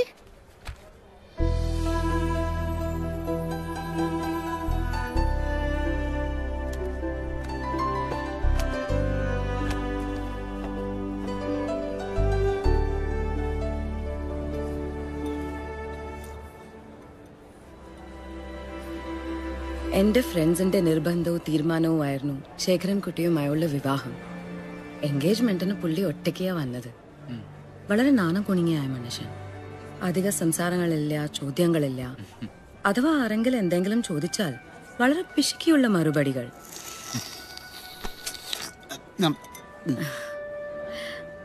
പുള്ളിക്കാരൻ എന്തോ ഒരു എക്സൈറ്റ്മെന്റിലായിരുന്നു എന്നാണ് എനിക്കപ്പോ തോന്നിയത്. പക്ഷെ എന്തോ എനിക്ക് അയാളെ ഇഷ്ടപ്പെട്ടു. വിവാഹത്തിന് ശേഷം ശേഖരൻകുട്ടിയുടെ ആറ്റിറ്റ്യൂഡ് ആദ്യം കണ്ടതിൽ നിന്നും എൻറ്റയർലി ഡിഫറെന്റ് ആയിരുന്നു. ആർക്കും ഒരിക്കലും ആക്സെപ്റ്റ് ചെയ്യാൻ പറ്റാത്ത രീതിയിലുള്ള പെരുമാറ്റങ്ങൾ, കെട്ടുകഥകൾ. ഇതിനൊക്കെ പുറമെ എന്നെയും അയാളെയും ബന്ധപ്പെടുത്തി ഒരു പ്രണയകഥ. നിങ്ങൾക്കറിയോ, ഞാൻ കേരളത്തിൽ വന്നിട്ട് പോലും ഇല്ല. പല രീതിയിലും അയാളെ മാറ്റിയെടുക്കാൻ ഞാൻ ശ്രമിച്ചു നോക്കി. പക്ഷെ ഓരോ ദിവസം കഴിയും തോറും കാര്യങ്ങൾ കൂടുതൽ കോംപ്ലിക്കേറ്റഡ് ആവുമായിരുന്നു. അയാൾക്ക് മാനസികമായി എന്ത് കുഴപ്പമുണ്ടെന്ന് ഉറപ്പായപ്പോൾ ഒരു ദിവസം ഞാൻ എന്റെ സുഹൃത്തായ സൈക്കാട്രിസ്റ്റ് ബിമലിനെ ഫ്ലാറ്റിലേക്ക് കൊണ്ടുവന്നു.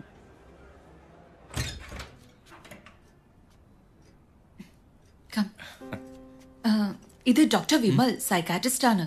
ഹലോ ഹലോ, ഇരിക്കൂ.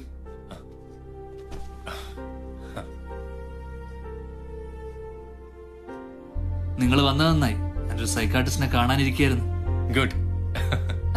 കുടിക്കാൻ എന്റെ എടുക്കണ്ടേ? പൈനാപ്പിൾ ജ്യൂസ് ആയിക്കോട്ടെ. അഞ്ജലി ഞാനും വളരെ അടുത്ത സുഹൃത്തുക്കളാണ്. നിങ്ങളുടെ പ്രശ്നങ്ങള് അഞ്ജലി എന്നോട് ചെറുതായിട്ട് സൂചിപ്പിച്ചിട്ടുണ്ട്. ഇപ്പൊ ശേഖരൻകുട്ടി എന്ത് ചെയ്യുന്നു? എന്തും ചെയ്യും. സരസനാണല്ലോ.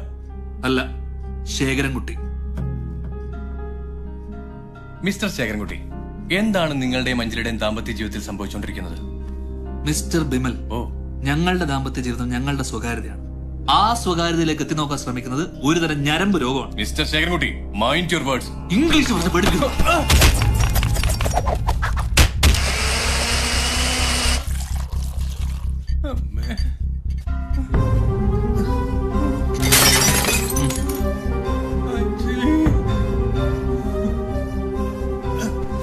എത്രയും പെട്ടെന്ന് ഇവനെ എത്തിക്കേണ്ട സ്ഥലത്ത് എത്തിച്ചോ, അല്ലെങ്കിൽ രണ്ടിനെയും.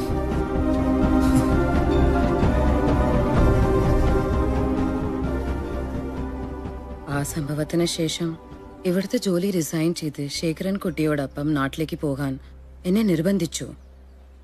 ഞാൻ അതിന് വഴങ്ങിയില്ല. ഒരു ദിവസം ഞാൻ കോളേജിൽ നിന്നും തിരിച്ച് ഫ്ലാറ്റിൽ എത്തിയപ്പോഴേക്കും ഒരു ലെറ്റർ എഴുതി വെച്ച് അയാൾ പോയി കഴിഞ്ഞിരുന്നു. സത്യം പറഞ്ഞാൽ എനിക്ക് അതൊരു റിലീഫായിരുന്നു.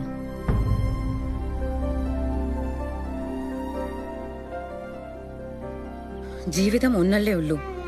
24 മണിക്കൂറും പെടായും വിടിതറവും പറഞ്ഞോന്നിരിക്കുന്ന ഒരാള് എത്ര കാലം സഹിക്കും? വലിയ പാടാണ്. സത്യം പറഞ്ഞ നിങ്ങൾ എടുത്ത തീരുമാനം ഉണ്ടല്ലോ, അത് കറക്റ്റാ. ഈ ഇന്നെ കണ്ണൂരിച്ച് പേടിപ്പിച്ചിട്ട് കാര്യമില്ല. ഞാൻ ഉള്ളത് തുറന്നു പറയും. കുട്ടിമാമ വന്നു. എല്ലാവരെ കൊണ്ടും നന്നായി വർക്കൗട്ട് ചെയ്യണം. സ്റ്റാമിനയാണ് പ്രധാനം. സ്റ്റാമിന. എനിക്ക് അത്യാവശ്യമായിട്ടൊരു മീറ്റിംഗ് ഉണ്ട്, അത് കഴിഞ്ഞിട്ട് വരാം. ഹലോ ശേഖരൻകുട്ടി, ഞങ്ങൾ സ്ഥലം വിടുക. ഭാഗ്യമുണ്ടെങ്കിലേ തനിക്ക് വധിക്കാൻ പറ്റിയ പുതിയൊരു താമസക്കാരനെ ഞാൻ പറഞ്ഞുവിടാൻ നോക്കാം. അപ്പൊ ശരി. വധിക്കാൻ എന്തായാണ് ഉദ്ദേശിച്ചത്? എന്താ ശേഖരക്കുട്ടി ഇത്? കട്ടൻ ചായയും പരിപ്പ് പണിയും. പാർട്ടി മീറ്റിംഗ് പോലും ഇപ്പൊ ഇതുപോലൊരു ഐറ്റം ഇല്ല. പണ്ട് കുറവാ. ഉച്ചത്തേക്കുള്ള നെയ്ച്ചോറും കോഴി പൊരിച്ചതും അടുപ്പത്ത് വെന്തോണ്ടിരിക്കുന്നുണ്ട്. കൊള്ളാം കൊള്ളാം. ഈ വെൽഫെയർ അസോസിയേഷന്റെ പേരിൽ ശേഖരൻകുട്ടി എല്ലാ മാസവും സ്വന്തം ചെലവിൽ നടത്തുന്ന ഈ മീറ്റിംഗ് കൊണ്ടുള്ള ആകെ ഒരു മെച്ചം നെയ്ച്ചോറും പൊരിച്ച കോഴിയാ. പറഞ്ഞത് ശരിയായില്ല. ശേഖരൻകുട്ടി ഇങ്ങനെ ഒരു താല്പര്യം എടുക്കുന്നതുകൊണ്ടാണ് നമുക്ക് തമ്മിൽ കാണാനും തമ്മിൽ സംസാരിക്കാനും ഒക്കെ ഒരു അവസരം കിട്ടുന്നത്. നമുക്ക് കാര്യത്തിലേക്ക് കിടക്കാം. 1 റാങ്ക് 1 പെൻഷൻ പൂർണ്ണമായി നടപ്പാക്കണം. അതിന് അഖില കേരള അടിസ്ഥാനത്തിൽ ഒരു ഭീമ ഹർജി തയ്യാറാക്കി നമുക്ക് ഡിഫൻസ് മിനിസ്റ്റർക്ക് കൊടുക്കണം. എന്ത് കൊള്ളാം. ഒരു കാര്യമില്ല, അങ്ങ് തലപ്പത്തിരിക്കുന്ന സിവിൽ സർവീസ് ഏമാന്മാർക്ക് ഇവിടുത്തെ എക്സ് സർവീസുകാരുടെ കാര്യത്തിൽ എന്ത് താല്പര്യം? കിട്ടുന്ന പെൻഷൻ ഒന്നിനും തികയാത്തോണ്ടാണല്ലോ ഈ പ്രായത്തിലും കണ്ട കള്ളു കച്ചവടക്കാരന്റെയും കള്ളപ്പണക്കാരന്റെയും ആട്ടും തുപ്പും കെട്ട് പലതിനും കാവൽ നിൽക്കേണ്ടി വരുന്നത്. ഹോം ഗാർഡ്, സെക്യൂരിറ്റി ഗാർഡ് എന്നൊക്കെ പറഞ്ഞ് അവസരം കിട്ടുമ്പോഴൊക്കെ നമ്മളെ ചവിട്ടി മതിക്കുക. സ്വന്തം കുടുംബത്തിന്റെ അവസ്ഥ ഓർത്തിട്ടാ. ഇല്ലെങ്കിൽ വന്ദേ മാതരം എന്ന് വിളിച്ചുയർത്തി ശീലിച്ച ഈ കൈകൊണ്ട് ഒരു പെരുക്ക് പെരുക്കിയ ഈ ജന്മം മുഴുവൻ പറഞ്ഞു നിൽക്കില്ല ഒരുത്തരും. ഒരു കാര്യം ഞാൻ പറയാം. നമ്മൾ എക്സ് സർവീസുകാരുടെ ആവശ്യങ്ങൾ അംഗീകരിച്ച് കിട്ടും വരെ പോരാട്ടം തുടർന്നുകൊണ്ടേയിരിക്കും. പോരാട്ടമാണല്ലോ പട്ടാളക്കാരന്റെ മുഖമുദ്ര. പണ്ട് ചൈനീസ് വാർ സമയത്ത് ഞാൻ ഇവിടെ വെച്ച് നിർത്തിക്കണം. അപ്പൊ നമുക്ക് നെയ്ച്ചോറ് കഴിച്ചിട്ട് രക്ഷപ്പെടാം.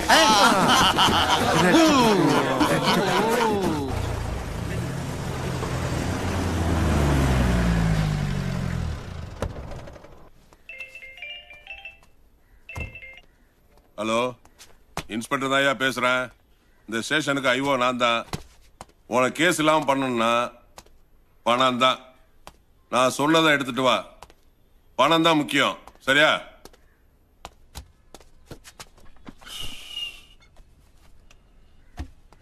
சார், உங்களை பார்க்க ஒரு பையன் ரொம்ப நேரமா வெயிட் பண்ணிட்டு இருக்கான் சார். என்ன விஷயமா? என்னன்னு தெரியல சார். வர சொல்ல அவனை. சரி சார். உள்ள போ தம்பி. சார். உள்ள வா. என்ன விஷயம் சொல்லு. சார், என் பேரு முருகன். இங்க வில்லேஜ் ஆபீஸ் பக்கத்துல தான் வீடு. 2 வாரத்துக்கு முன்னாடி எங்க அம்மா இறந்து போயிட்டாங்க. உன் அப்பா? எங்க அப்பா வந்து ஆர்மில தான் இருந்தாரு. கார்கில் வார்ல தான் இறந்து போயிட்டாரு.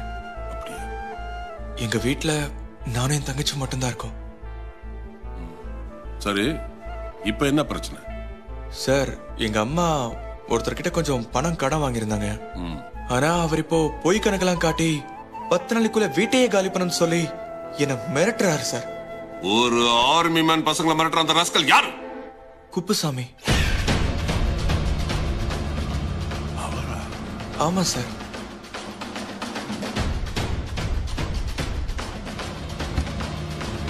தம்பி, அவங்கெல்லாம் ரொம்ப பெரிய ஆளுங்க.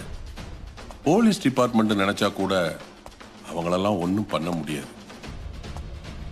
நான் வேணா ஒன்று பண்றேன். அவங்க கிட்ட பேசி உனக்கு கொஞ்சம் பணம் வாங்கி தரேன். அதை வச்சுக்கிட்டு தூரமா போய் நீயும் உன் தங்கச்சியும் சந்தோஷமா இருக்கு. அதுதான் உனக்கும் உன் தங்கச்சிக்கும் நல்லது.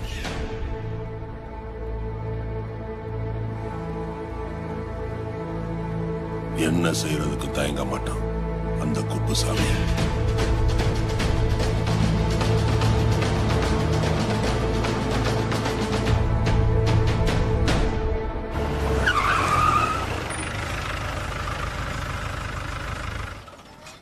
ஐயோ,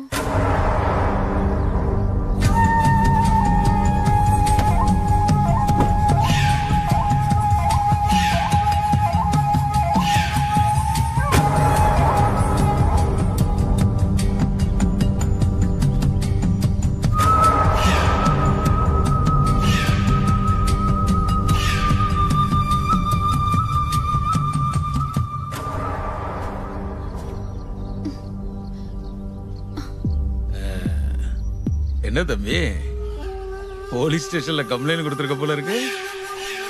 என்னாச்சு? அரெஸ்ட் பண்ண எப்ப வருவாங்க?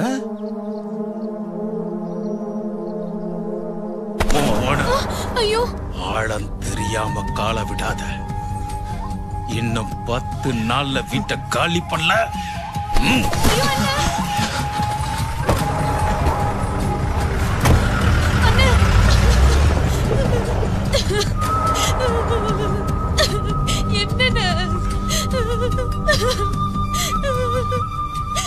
என்னண்ணா இது?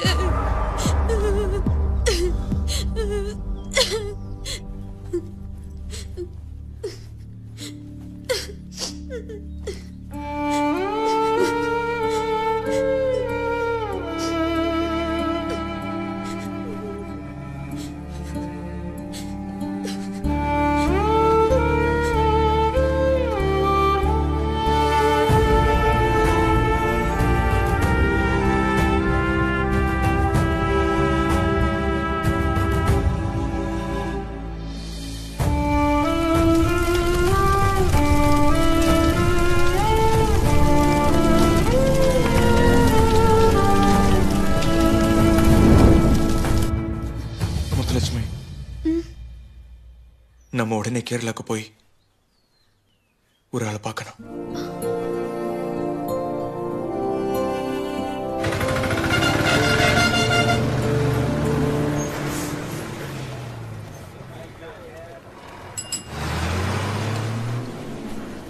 എന്തോന്നിട്ട് അതിനകത്ത് ഗ്യാസ് ഒന്നും ഇല്ലല്ലോ. ഗ്യാസിനൊക്കെ ഇപ്പൊ വലിയ വിലയല്ലേ. അണ്ണേ ഇങ്ങ ശേഖരൻകുട്ടി വീട്. ശേഖരൻകുട്ടിയുടെ? ആമാ.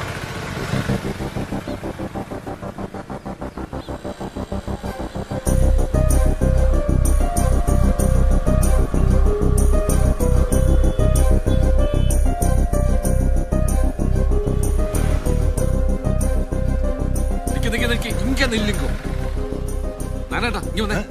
ഇങ്ങ വന്നേനം. സീരിയസ് ആയിട്ട് ഒരു കാര്യം പറയാൻ പറ്റും. എന്താടോ? വാ പറയാന്ന്. ആരേട്ടാ തമിഴിൽ അപ്പ എന്ന് പറഞ്ഞ എന്താണ്? അച്ഛൻ. ഉറപ്പാണല്ലോ? ഇനി മാറ്റി പറയരുത്. മാറ്റി പറയാൻ ഈ കാര്യം പറയണോ? അവരെ നോക്കിയേ.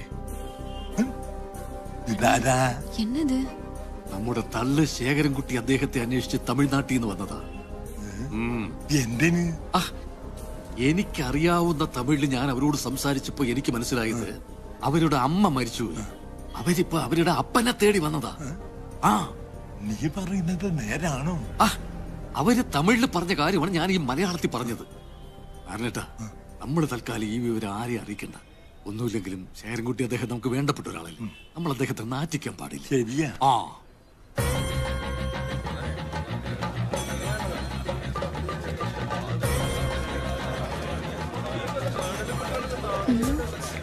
எதுக்கு இவ்ளோ பேர் கூட வராங்க? கேரளாவுல அப்படிதான்.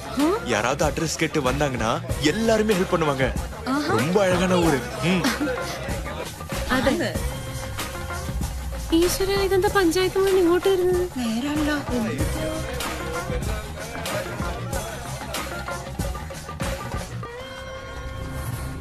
ശേഖരൻകുട്ടി അദ്ദേഹം ഇവിടെ ഇല്ലേ? ഏട്ടൻ ഇവിടെ ഇല്ലല്ലോ, തറവാട്ടി കാണും. തറവാട്ടി കാണാത്തോണ്ടാണല്ലോ ഞങ്ങൾ ഇങ്ങോട്ട് വന്നത്.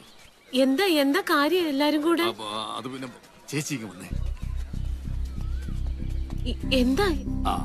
ആ കുട്ടികളെ അവരുടെ അപ്പനെ തേടി വന്നതാ. ശേഖരൻകുട്ടി മാമയെ. ബഹളം വെച്ച് നാട്ടുകാരെ മുഴുവൻ അറിയിക്കേണ്ടി ഇനിയിപ്പോ. ഇനിയിപ്പോ ആരറിയാനുള്ളത്? ഈ കാണുന്ന വന്ന നാട്ടുകാരല്ലേ?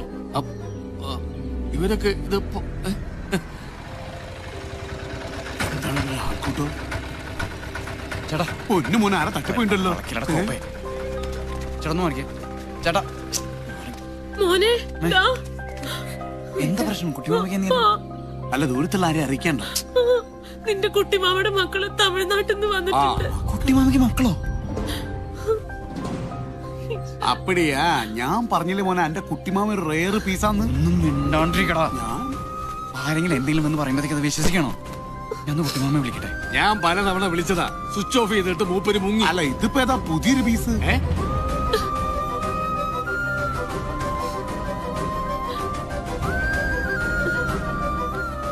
കിട്ടുന്നില്ല. അതല്ലേ ഞാൻ പറഞ്ഞത്, മൂപ്പര് മുങ്ങി. ശേഖരൻകുട്ടിയാണ് വണ്ടി ഇടിച്ചു. എന്തുകൊണ്ട് തീവണ്ടിയാ? അല്ല, ഓട്ടോറിക്ഷ. മെഡിക്കൽ സെന്റർ ഹോസ്പിറ്റലിൽ അഡ്മിറ്റ് ആക്കിയിരിക്കുക. ഞങ്ങള് വേദാറാവിലെ ഒരു ഓട്ടോറിക്ഷയിൽ അടിച്ച് മൂപ്പർക്ക് അതൊരു ഏരിയല്ലാന്ന്.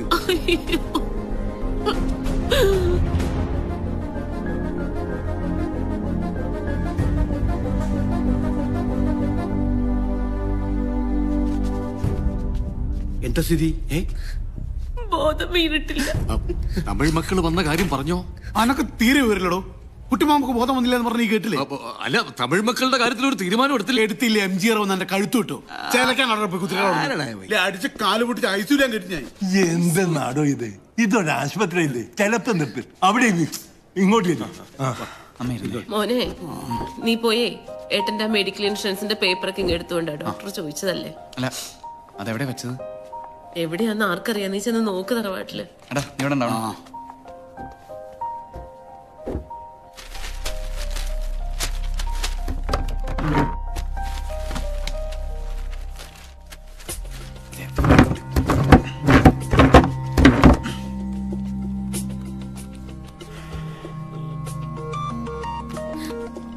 എന്താ ഏട്ടാ?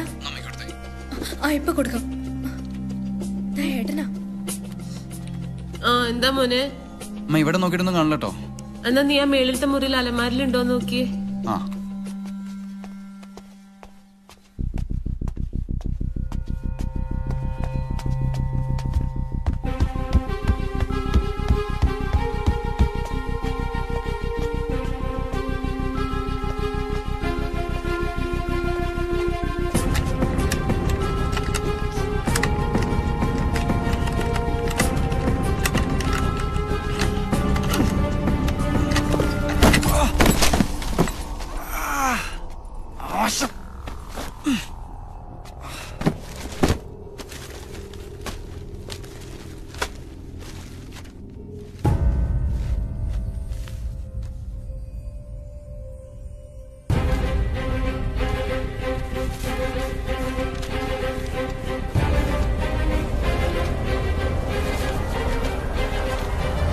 പ്രിയ അനുജൻ ശേഖരൻകുട്ടിക്ക് ഫോട്ടോ ഇതോടൊപ്പം അയക്കുന്നു.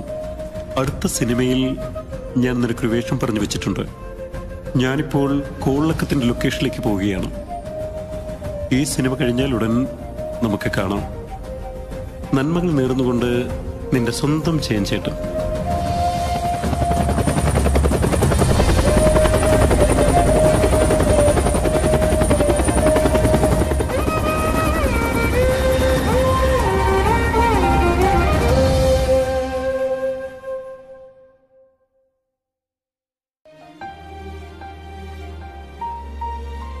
അന്ന് ഈ കത്ത് കിട്ടിയ ഉടനെ ഏട്ടൻ നേരെ മദ്രാസിലേക്ക് വണ്ടി കയറുന്ന അച്ഛന് തോന്നിയിട്ടുണ്ടാവും. അതായിരിക്കും അച്ഛൻ ഈ കത്ത് ഏട്ടനെ കാണിക്കാതെ വെച്ചത്. കുട്ടിമാമ, നിങ്ങൾ അച്ഛനൊക്കെ തന്നെ, പക്ഷെ മൂപ്പര് ചെയ്തൊരു അല്ലക്കമന്റെ പണിയായി പോയി. ആ നിങ്ങൾ പറഞ്ഞ ജയന്റെ കഥ മൊത്തം വിടലാന്ന് നാട്ടുകാർ കരുതിയില്ലേ? ഈ ഞാനടക്കോ? അതിന് ഞാനൊരു വഴി കണ്ടുപിടിച്ചിട്ടുണ്ട്. എന്ത് വഴി? ഈ ഫോട്ടോ വലുതാക്കി ഫ്ലെക്സ് അടിച്ചിട്ട് പഞ്ചായത്ത് ഓഫീസിന്റെ മുമ്പിൽ കെട്ടി തൂക്കാം. നമ്മുടെ നാട്ടുകാരൊക്കെ ഒന്ന് കാണട്ടെ. എന്താ ഏട്ടാ? അത് വേണോ? അതെ, ഇതൊക്കെ പണ്ടാണ് വിശ്വസിക്കാനി. ഇപ്പൊ നാട്ടുകാര് പറയും മൊത്തം കമ്പ്യൂട്ടർ ചെയ്താന്ന്. നമ്മളെ ഫോട്ടോഷോപ്പ് ഇല്ലേ? ഫോട്ടോഷോപ്പ് നിങ്ങൾക്കറിയോ? എന്റെ കഴുത്തിനുണ്ട് ഞാനും ഗാന്ധി കൊണ്ട് ദണ്ഡിയാത്രക്കാണ് ഫോട്ടോ. അതിലും മേലും നല്ലത്. ഇനി അത് മാത്രല്ല, ജയൻ എല്ലാവർക്കും കണ്ടാ മനസ്സിലാവും. ജയന്റെ കൂടെ മൂപ്പരാന്നിപ്പോ ആർക്കെങ്കിലും അറിയോ? ഏതൊരു ബംഗാൾ ചക്കനാന്നല്ല നാട്ടുകാർ എഴുതുള്ളൂ. വേണ്ടാത്ത പണിക്കൊന്നും പോണ്ട. ഇത് കിട്ടിയ സ്ഥലത്ത് തന്നെ കൊണ്ടുവച്ചേക്ക്. മുരുകനും മുത്തുലക്ഷ്മിയൊക്കെ എവിടെ? വീട്ടിലുണ്ട്. അവരെ നന്നായിട്ട് നോക്കണം.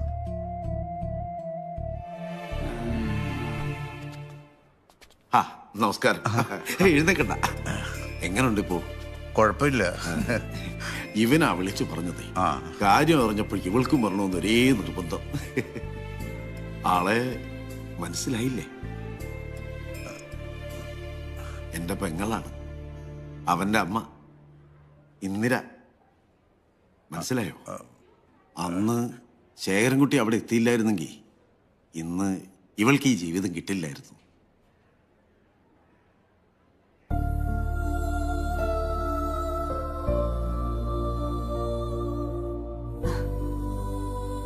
ഇപ്പോഴും അത് ആലോചിക്കുമ്പോ ഒരു വിറയല.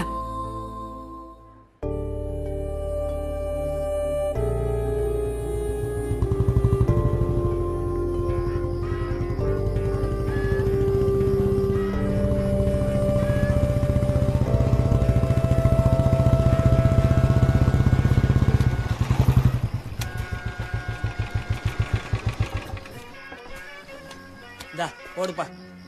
பாக்குறா இந்த சிட்ட குட்டிய. ஆசை 100 வகை வாழ்வில் 100 சுவைப்பா.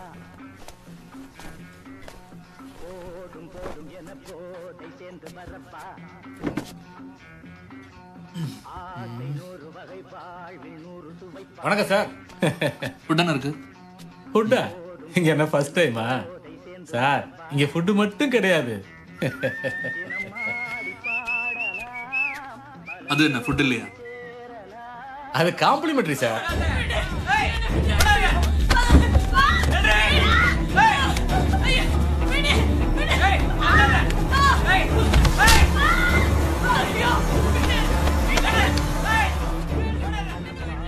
இப்ப சாருக்கு விஷயம் என்னன்னு தெரிஞ்சிருக்குமே. இங்க அழகான கேரள பொண்ணுங்க இருக்காங்க. ஒரு நைட்டுக்கு 2000 ரூபாய் மட்டும்தான். சாப்பாடு ட்ரிங்க்ஸ் ரெண்டுமே ஃப்ரீ. ட்ரை பண்ணலாமா சார்?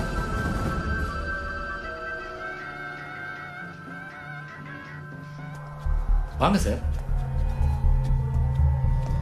வாங்க.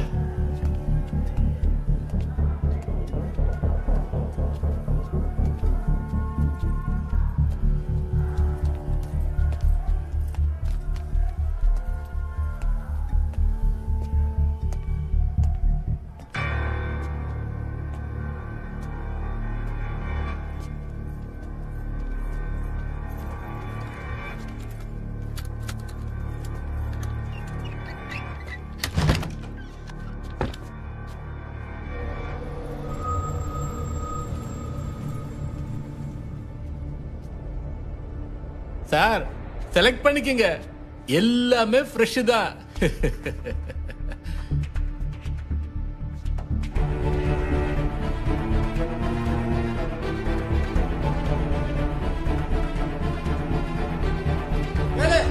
சார் இதோ கொண்டு வரேன் சார். சார் மன்னிச்சிருங்க, இதோ இப்ப திரும்பி வந்துடுறேன். நீங்க நிதானமா செலக்ட் பண்ணிட்டே இருங்க.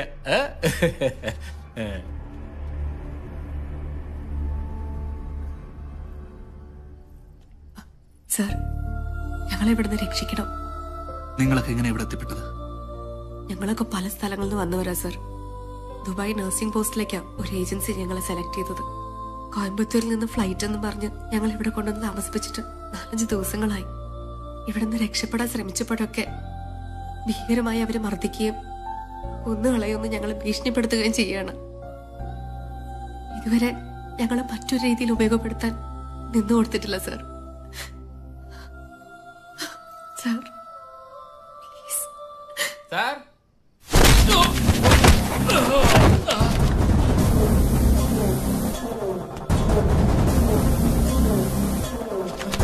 Hey, Sanguga! Armuga! Vaagada! Sikeram! Sikeram vaanga! Begam va. Hey, ekkada irukkinga? Vaagada sikeram! Hey,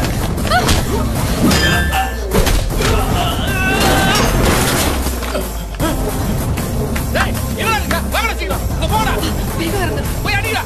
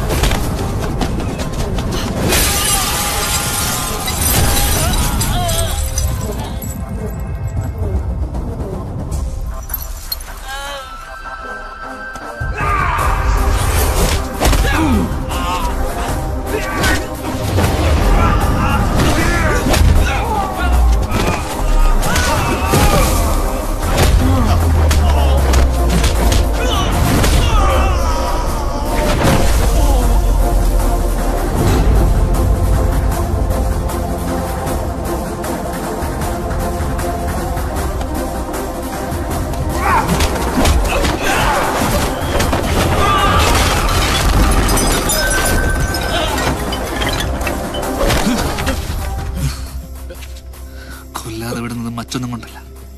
സ്വന്തം രാജ്യത്തുള്ളവരെ കൊല്ലാൻ ഒരു പട്ടാളക്കാരന് അധികാരമില്ലാത്തോണ്ട് മട്ടുന്നു. നിന്റെയൊക്കെ പീഡനങ്ങൾ സഹിച്ച് അടിമകളെ പോലെ ജീവിക്കേണ്ടവരാണ് സ്ത്രീകളെന്ന് വിചാരം മനസ്സിലുണ്ടെങ്കിൽ ഈ രാത്രിയോടെ നീ അതങ്ങ് മറന്നേക്ക്.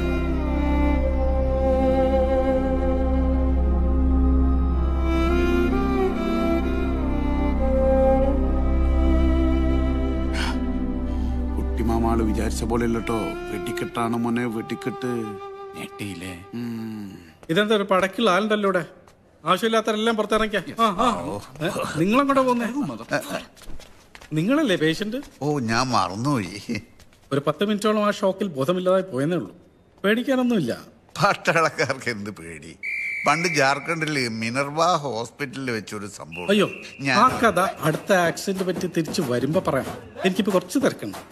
അല്ല, ഞാൻ സിസ്റ്റർ, ഇയാൾ ഇപ്പൊ തന്നെ ഇവിടുന്ന് ഡിസ്ചാർജ് ചെയ്യണം.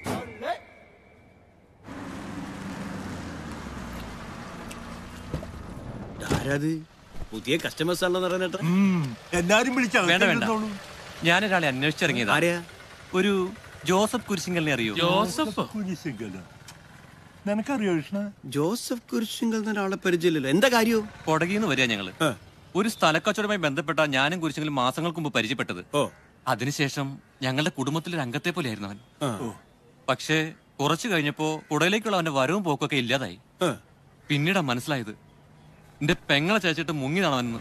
ആഹാ, അവനെ ആണ്ട വിളവനാണല്ലോ. അവന്റെ ഫോട്ടോ ഉണ്ടോ കൈമില്? ആ, ഒരു സെൽഫി ഉണ്ട്. അത് മതി, നോക്കട്ടെ.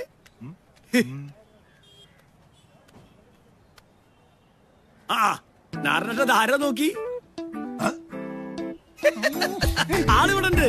ഇപ്പൊ കാണിച്ചു തരാം. വരി വരി വരി, ഇങ്ങോട്ട് വരി. ഇവിടെ ഉണ്ടല്ലോ ഇപ്പൊ. ആ ഭവ്യേ, എന്തൊക്കെ അവിടെ? അലമാരൊക്കെ ഇതാണോ നിങ്ങൾ ഉദ്ദേശിച്ച കുരിശെങ്കിൽ? ആ, ഇവൻ തന്നെ. ക്ഷമിക്കണോ വീട്ടാണോ? നിങ്ങൾ വിചാരിക്കും പോലെ ഒന്നുമില്ല. ചെറിയ ഒരു സ്വത്ത് തർക്കത്തിന്റെ പേരിൽ അളിയനും ഞാനും തമ്മിലൊന്ന് തെറ്റി. അത്രേ ഉള്ളൂ, അത്രേ ഉള്ളൂ. പ്രശ്നങ്ങളൊന്നും ഉണ്ടായില്ലല്ലോ. ഞാനൊരു പൊട്ടിത്തെറി പ്രതീക്ഷിച്ചതാ. പൊട്ടിത്തെറി? എന്ത് പൊട്ടിത്തെറി? ഒരു നല്ല കുടുംബമാകുമ്പോ ഇതുപോലുള്ള ചെറിയ ചില തട്ടലും മുട്ടലും ഒക്കെ സാധാരണ അല്ലേ അളിയ? അല്ലേ? എന്തായാലും അളിയൻ കുടകിന്ന് ഇത്രയും റിസ്ക് എടുത്തോണ്ട് വന്ന സ്ഥിതിക്ക് നമുക്ക് എല്ലാവർക്കും കൂടി നിന്ന് ഒരു സെൽഫി എടുക്കാം. സെൽഫി ശരിക്കളിയ, റിലാക്സ് ചെയ്ത് നിൽക്കളിയ. ഇയാളെ ഞാൻ എല്ലാരും കുടകിലിപ്പോ തണുപ്പൊക്കെ എങ്ങനെ ഉണ്ട് അളിയ?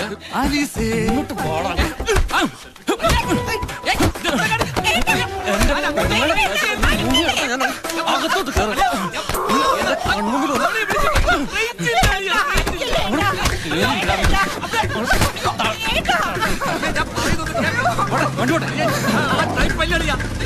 കൊടകിലെത്തുമ്പോഴേക്ക് നമ്മളെ കുരിശിങ്കലിന്റെ കാര്യത്തിൽ ഒരു തീരുമാനം ആവട്ടോ നരണ്ട.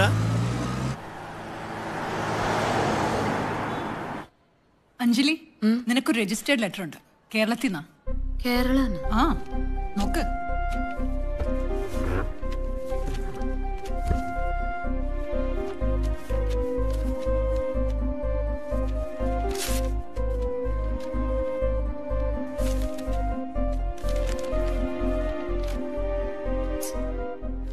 മലയാളം വായിക്കാൻ കുറച്ച് ബുദ്ധിമുട്ടാ.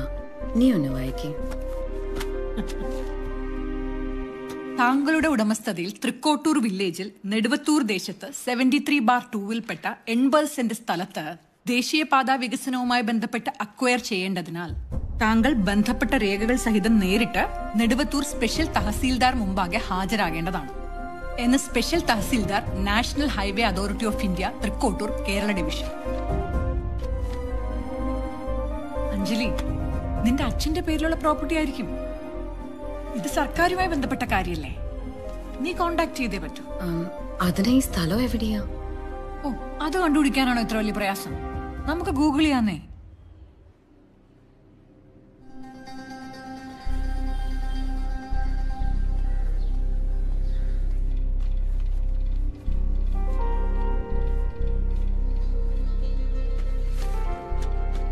ജാനകി ടീച്ചർ അവരുടെ മകൻ സുഭാഷ് ചന്ദ്രൻ നൽകിയ ഭൂമി എന്നാണ് ഇതിൽ കാണിക്കുന്നത്. അവകാശികളിൽ അഞ്ജലി എന്ന പേരുണ്ട്. ഈ സുഭാഷ് ചന്ദ്രൻ നിങ്ങളുടെ അച്ഛനല്ലേ? അതെ. രേഖകൾ പ്രകാരം ഇപ്പോൾ നിങ്ങളാണ് ഈ സ്വത്തിന്റെ അവകാശി. ഞങ്ങൾക്ക് നിങ്ങളുടെ അനുമതിയാണ് ആവശ്യം. നമുക്കൊന്ന് സൈറ്റ് വരെ പോയാലോ?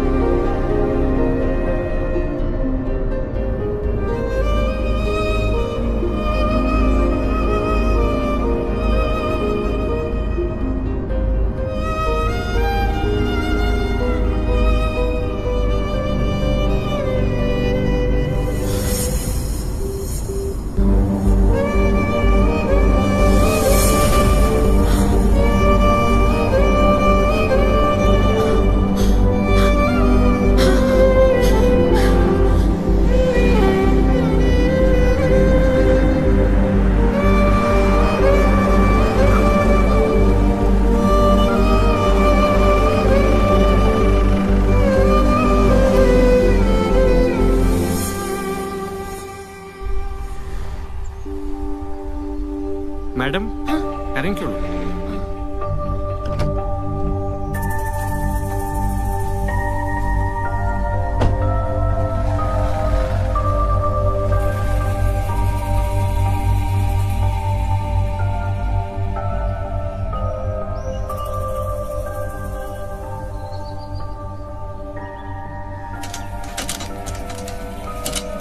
തുറക്കാൻ പറ്റുന്നില്ല, പൊട്ടിച്ചോട്ടെ?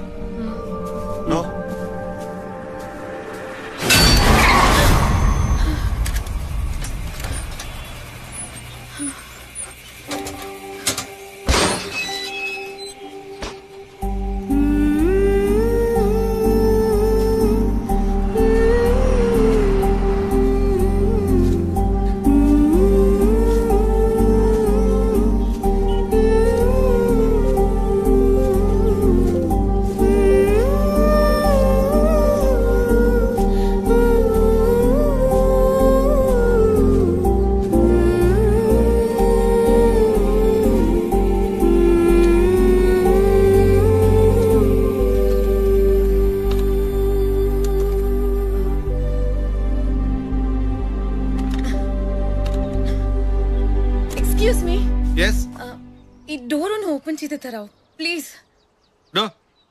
ആ ഡോർ ഒന്ന് തുറന്നു കൊടുക്ക്.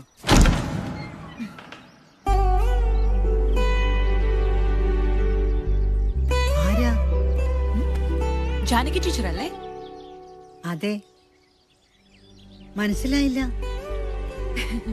ഞാൻ അഞ്ജലി ഫ്രം ബാംഗ്ലൂർ. എന്റെ അച്ഛമ്മേ എങ്ങനെ നോക്കി നിൽക്കുന്നേ, എന്നെ മനസ്സിലായില്ലേ? എന്റെ പൊണ്ണ് അച്ഛമ്മേ.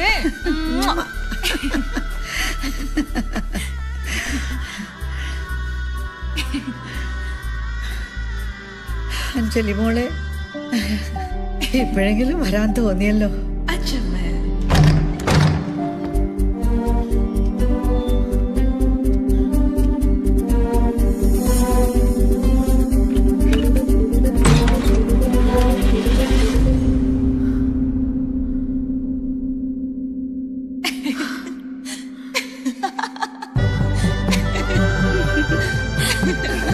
അധികം സ്പീഡ് വേണ്ടട്ടോ. അഞ്ജലി, എന്താണ് അച്ഛമ്മേ? ഒന്ന് വന്നേ. എന്താ അച്ഛമ്മേ? ഇതാരാന്നറിയോ? ശേഖരൻകുട്ടി. നമ്മുടെ റിലേഷനാ? റിലേഷനേക്കാളും മേലെ ഒന്ന് കൂട്ടിക്കോളൂ കേട്ടോ. പട്ടാളക്കാരനാ. ഓ സോൾജർ. ഇതെന്താ സ്വീറ്റ്സ് ഒക്കെ? ആ, ഇത് ഇവന്റെ ഒരു പതിവാ. എപ്പ ലീവില് വരുമ്പോഴും കിട്ടാവുന്നതിൽ ഏറ്റവും നല്ല പലഹാരങ്ങളായിട്ടാ എന്നെ കാണാൻ വരാ. ആണോ? എങ്ങനുണ്ട്? നൈസ്. ഞാൻ ഇപ്പൊ വരാം. ആ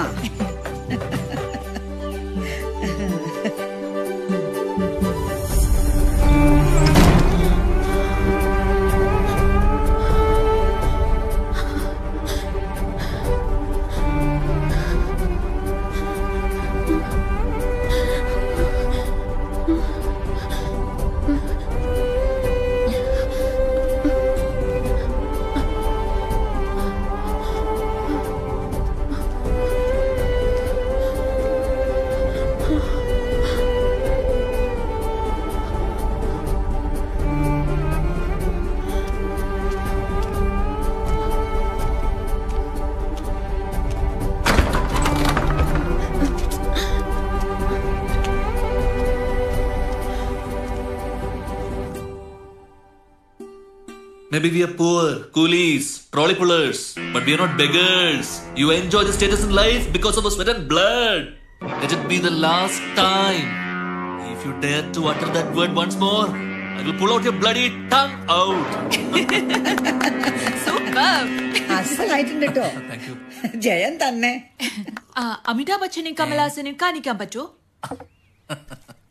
കാണിക്കാൻ പറ്റുമെന്ന് ചോദിച്ചാ ആരെ കാണിച്ചാലും ജയനായി. നല്ല കഴിവുണ്ട് കേട്ടോ ശേഖരൻകുട്ടിക്ക്. അങ്ങനൊന്നുമില്ല. ജയേട്ടൻ മരിച്ചു പോയിട്ടില്ലായിരുന്നെങ്കിൽ എന്നെ സിനിമ നടനാക്കിയത്.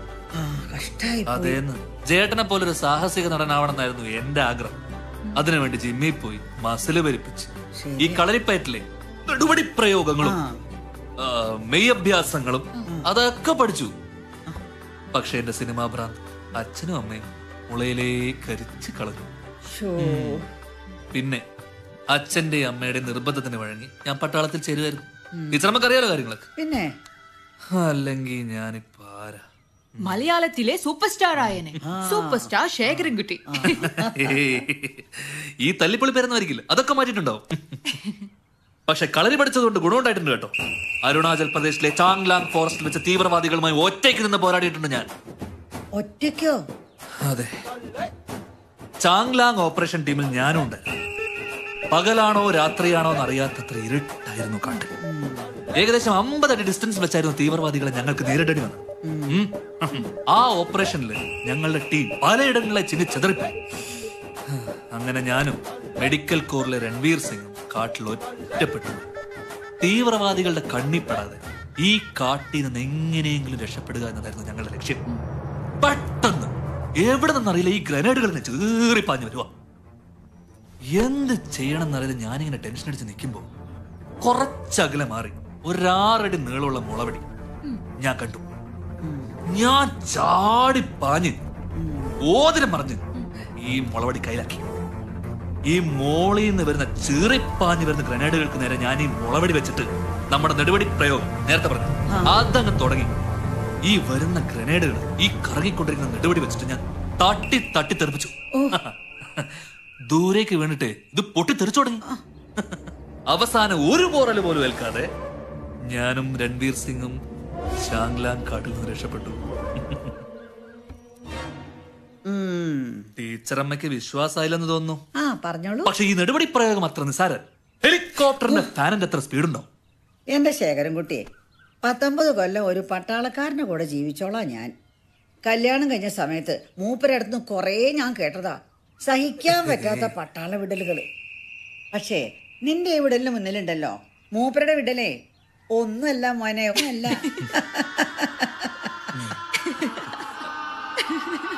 ഞാൻ പറഞ്ഞ സത്യമാണ്. ആ നെടുമ്പടി ഇപ്പോഴും ഉണ്ടോ ശേഖരൻകുട്ടിയുടെ കയ്യിൽ? ഇപ്പോഴില്ല.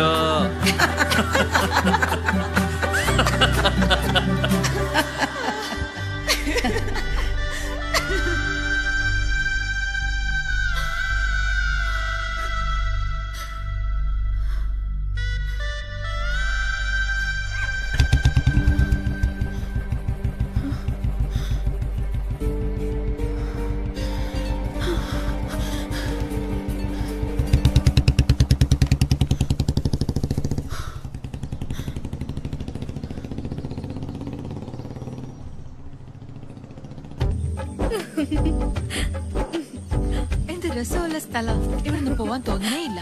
ആണോ? അതാണ് കേരളം.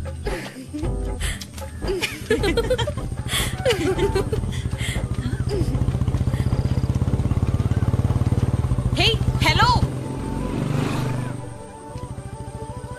അതിനാ ശേഖരൻകുട്ടി മൈൻഡ് ചെയ്യാണ്ട് പോയത്?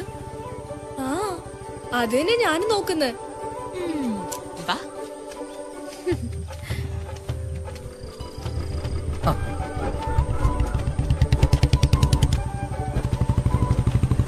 ഹലോ. ആരാ? സോറി, കൂളിംഗ് ഗ്ലാസ് വെച്ചോണ്ട് ആളെ തിരിച്ചറിഞ്ഞില്ല. അതിന് കൂളിംഗ് ഗ്ലാസ് വെച്ചത് ശേഖരൻകുട്ടിയല്ലേ? ഞങ്ങളല്ലാലോ. നാട് കാണാൻ ഇറങ്ങിയതായിരിക്കും. ഞാൻ ഇഷ്ടപ്പെട്ടോ? പിന്നെ പക്ഷെ നടന്നു ക്ഷീണിച്ചു. എന്നാ പിന്നെ കരിക്കോ, ഞാൻ വീട്ടിൽ കൊണ്ടുവിടാം. അപ്പൊ അമ്മിനി? കുഴപ്പമില്ല, എനിക്കിവിടെ അടുത്തല്ലേ. പൊക്കോ, ഞാൻ പൊക്കോളാം. നോക്കി ബൈ. ഇങ്ങനെ ബൈക്കിൽ കറങ്ങി സ്ഥലങ്ങൾ കാണുന്ന ഒരു സുഖ. ശരിയാ, ഞാൻ ബാംഗ്ലൂർ MG റോഡിലൂടെ ഫ്രണ്ട്സുമായിട്ടൊക്കെ ബൈക്കിൽ തന്നെയാ പോകാറ്. ആഹാ, ബാംഗ്ലൂർ സിറ്റിയിലൂടെ ബൈക്ക് ഓടിക്കാൻ നല്ല എക്സ്പീരിയൻസ് വേണം. നല്ല തിരക്കല്ലേ? കറക്റ്റ്, നല്ല എക്സ്പീരിയൻസ് വേണം. ഞാൻ ഇതുവരെ ഓടിക്കാത്ത ബൈക്ക് ഉണ്ടെങ്കിൽ അത് ബുള്ളറ്റ് മാത്രം. ആണോ? എന്താ എന്തു പറ്റി? ഇവിടുന്ന് അങ്ങോട്ട് അഞ്ജലി ഓടിച്ചാൽ മതി. അല്ല, ഞാൻ പിന്നെ ഓടിച്ചോളാം. ഇല്ല, ഇറങ്ങി ഇറങ്ങി ഇറങ്ങി ഇറങ്ങി ഇറങ്ങി ഇറങ്ങി. ഒരാഗ്രഹവും പിന്നത്തേക്ക് വെക്കാൻ പാടില്ല. കേറിക്കോ, കേറി കേറി. എടുത്തോ.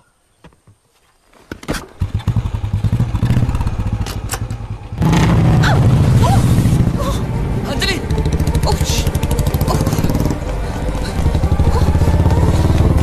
Anjali,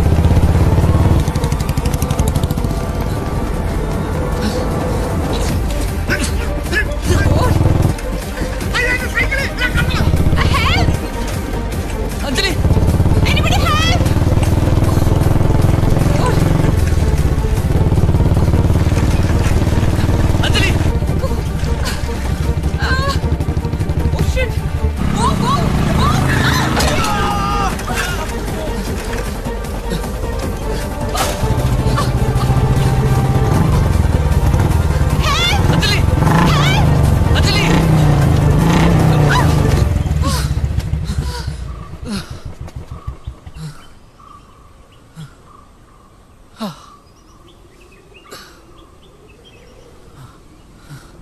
Anjali,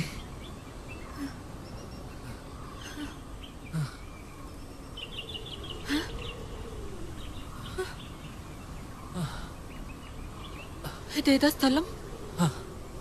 ബാംഗ്ലൂരെ MG road. കുറച്ചുകൂടെ മുന്നോട്ട് പോയ യമലോകം. എന്നാ ഒരു സത്യം പറയട്ടെ, എനിക്ക് ആകെ അറിയാവുന്നത് സൈക്കിൾ മാത്രമേ ഉള്ളൂ. ബൈക്കിനെ കുറിച്ചൊരു പിരിയില്ല. പിന്നെ ഇങ്ങനെയൊക്കെയല്ലേ പഠിക്കാ അല്ലേ? ഇങ്ങനെ തന്നെ പഠിക്കണം. എത്തേണ്ട ദിക്കിലെ എത്രയും പെട്ടെന്ന് എത്തും.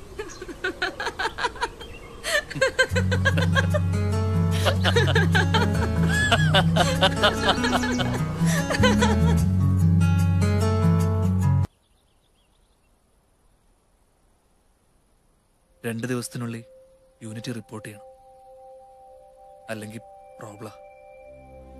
എപ്പോഴാ നീ തിരിച്ചു വരണേ? കാർഗിൽ വാർ കഴിഞ്ഞ് ആ സെക്കൻഡ് ഞാനിവിടെ തിരിച്ചെത്തും.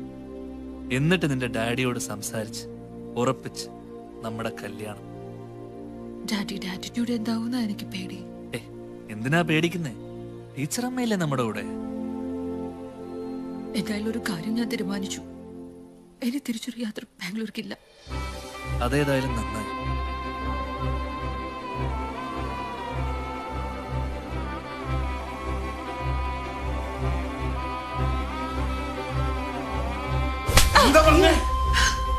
എന്ത് ഭ്രാന്തായി കാണിക്കുന്നേ? അവൾക്ക് ഒരാൾ ഇഷ്ടമാണെന്നല്ലേ പറഞ്ഞുള്ളൂ. ആ ഇഷ്ടം നടക്കില്ല. ഇവളുടെ കാര്യത്തിൽ എനിക്ക് ചില തീരുമാനങ്ങളൊക്കെ ഉണ്ട്. നീ എടുത്ത എല്ലാ തീരുമാനങ്ങളും ശരിയായിരുന്നെന്ന് നിനക്ക് തോന്നുന്നുണ്ടോ? അതുകൊണ്ട് തന്നെ ഞാൻ പറയണത്, എനിക്ക് പറ്റിപ്പോയ അബദ്ധം ഇവളുടെ ജീവിതത്തിൽ ഉണ്ടാവാൻ പാടില്ല. ശേഖരൻ കുട്ടിയെ എനിക്കറിയാം. എന്തുകൊണ്ട് അഞ്ജലിക്ക് വിശദീകരിച്ചത് നാളെ രാവിലെ ബാംഗ്ലൂർക്ക് പോകാൻ റെഡി ആയിക്കൊള്ളണം. അമ്മയോടും കൂടിയാ പറയണത്. ഇനിയൊരു തിരിച്ചുവരവ് ഈ വീട്ടിലേക്കില്ല.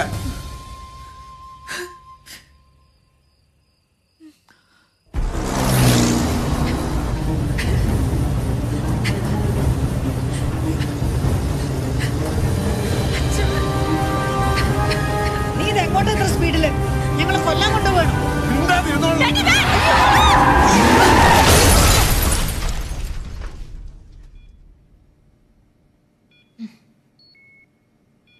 പെർഫെക്റ്റ്ലി ഓൾ റൈറ്റ് എന്ന് പറയാറായിട്ടില്ലെങ്കിലും യു ആർ ഓക്കെ.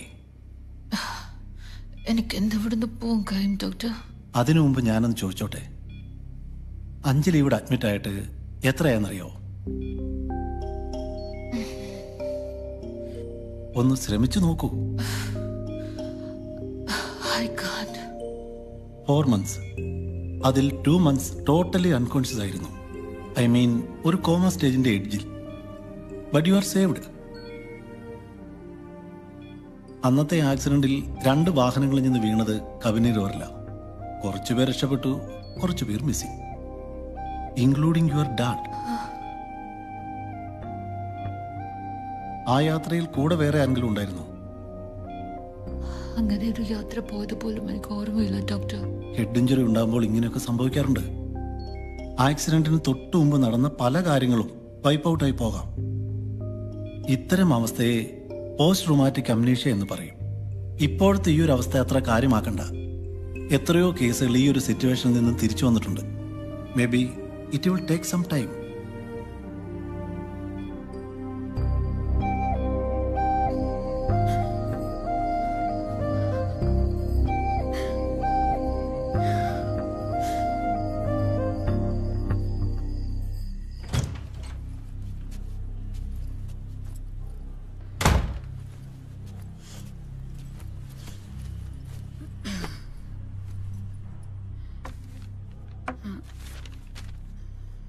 ജീവിതം ഒന്നേ ഉള്ളൂ, അത് പരസ്പരം പൊരുതി തീർക്കാനുള്ളതല്ല.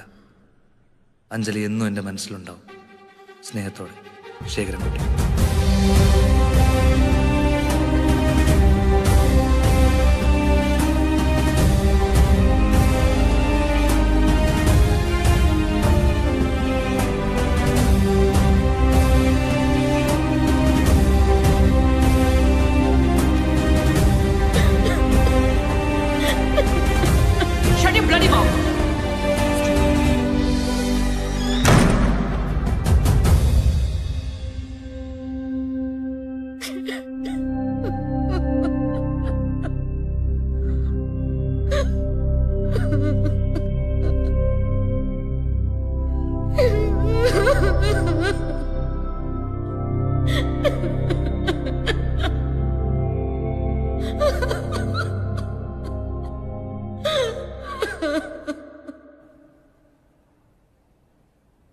रक्षा मंत्री की तरफ से भारतीय तलसेना ഇന്ത്യൻ ആർമിക്ക് വളരെയധികം അഭിമാനിക്കാവുന്ന ഒരു തീരുമാനമാണ് ഡിഫൻസ് മിനിസ്റ്ററുടെ ഭാഗത്തുനിന്ന് ഇപ്പോൾ ഉണ്ടായിരിക്കുന്നത്.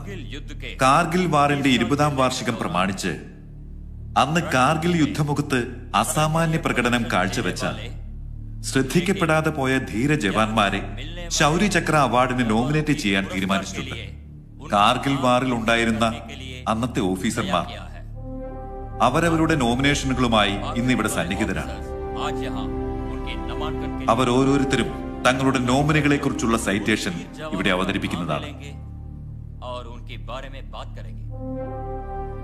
ആദ്യം captain Vijay Kumar. Sir, rifle army Sunil Kumar Pandey. Kargil യുദ്ധസമയത്ത് ശത്രുക്കളുടെ നടുവിൽ ഒറ്റപ്പെട്ടു പോവുകയായിരുന്നു സുനിൽകുമാർ പാണ്ഡെ. അദ്ദേഹത്തെ കീഴടക്കാനുള്ള പാക് സൈനികരുടെ ശ്രമത്തെ ഒറ്റയ്ക്ക് നിന്ന് എതിർത്ത് പാക് സൈനികരെ വകവരുത്തി.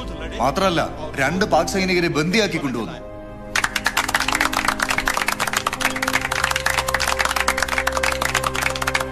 Please wait. कर्नल जकरिया.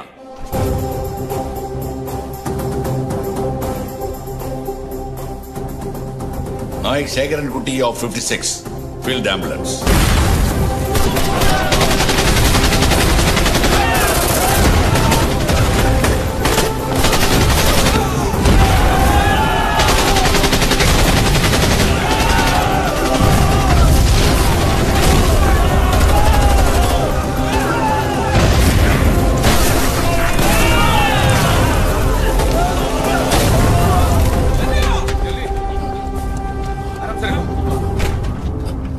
जल्दी आना, जल्दी।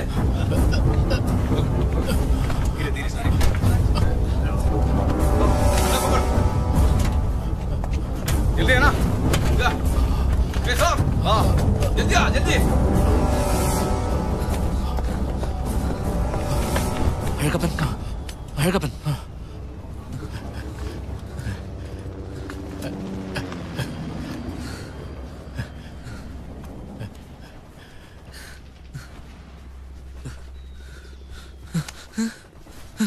अഴകപ്പൻ, अഴകപ്പൻ.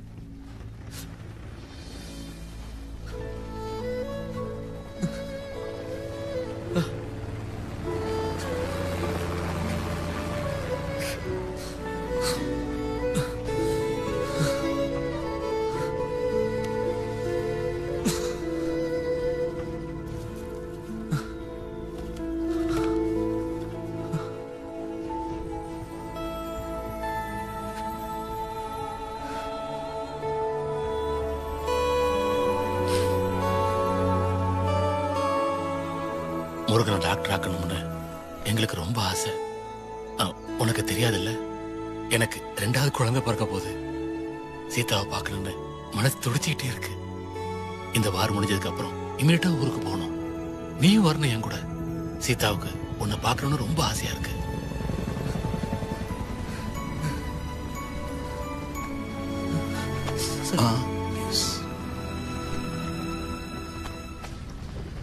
I understand.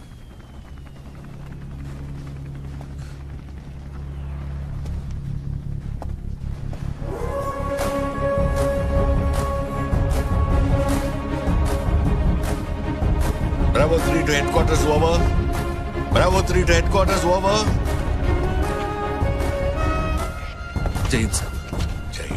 സാർ, എനിക്ക് യുദ്ധം ചെയ്യാനുള്ള പെർമിഷൻ വേണം സാർ. ഇന്ത്യൻ പട്ടാളക്കാരെ കൊന്നവരോട് എനിക്ക് പകരം ചോദിക്കണം സാർ. சேகரன்குட்டி, இது ஆர்மிக்குன்னு சில ரூல்ஸ் அண்ட் ரெகுலேஷன்ஸ் இருக்கு. Sir please. லுக்கியா, உங்க டியூட்டி ஃபீல்ட் ஆம்புலன்ஸ், அதை மட்டும் பாருங்க. கேட்டோ, go and do your duty. Sir please. You may go now. Jayan sir.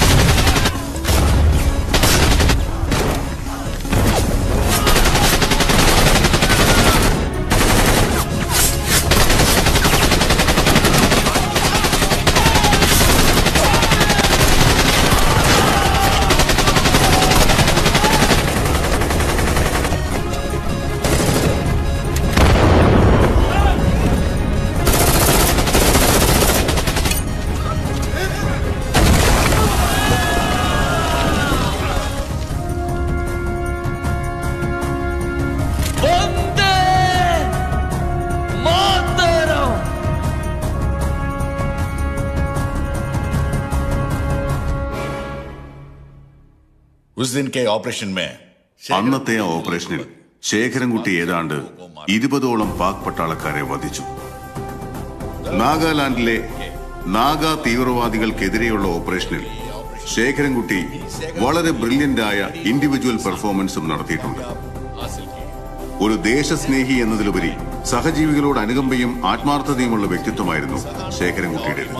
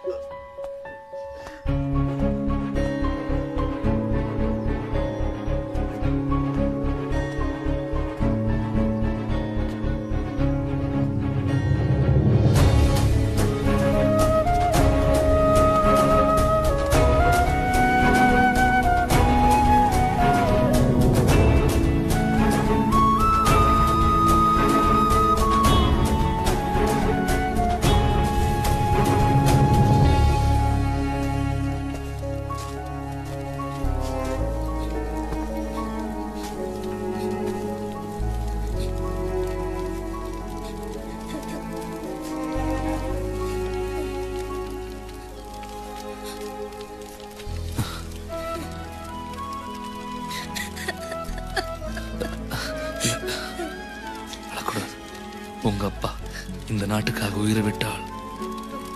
அந்த ஆளோட பையன் நீ அழக்கூடாது. உங்க அப்பாவை கொன்ன பாகிஸ்தான்காரர்களை சுட்டு கொன்னுட்டு தான் நான் இங்க வந்தது. என்னோட அட்ரஸ் உங்க அம்மா கையில நான் கொடுத்துருக்கு. உனக்கு என்ன ஆവശ്யம் வந்தாலும் என்கிட்ட சொல்லணும். நான் உங்க அப்பாவோட ஃப்ரெண்டு மட்டும் இல்ல, நான் இனிமே உங்க அப்பா மாதிரி.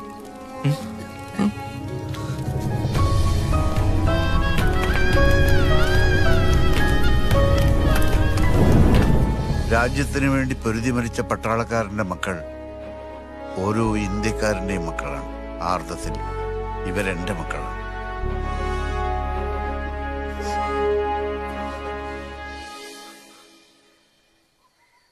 അപ്പോ കുട്ടിമാമ ഇവരുടെ പ്രശ്നങ്ങൾ നമുക്ക് എത്രയും പെട്ടെന്ന് സോൾവ് ആയി കൊടുക്കണ്ടേ? വേണം. ആദ്യം ഇവരുടെ വീടിന്റെ ആധാരം ആ കുപ്പുസ്വാമിയുടെ കയ്യിൽ നിന്ന് തിരിച്ചു വാങ്ങിച്ചു കൊടുക്കണം. കുട്ടിമാമ ഒറ്റയ്ക്ക് വേണ്ട, ഞങ്ങൾ വരാം. അതിന്റെ ആവശ്യമില്ല. അതേത് വിധേനയും ഞാൻ തിരിച്ചു വാങ്ങിച്ചു കൊടുക്കും.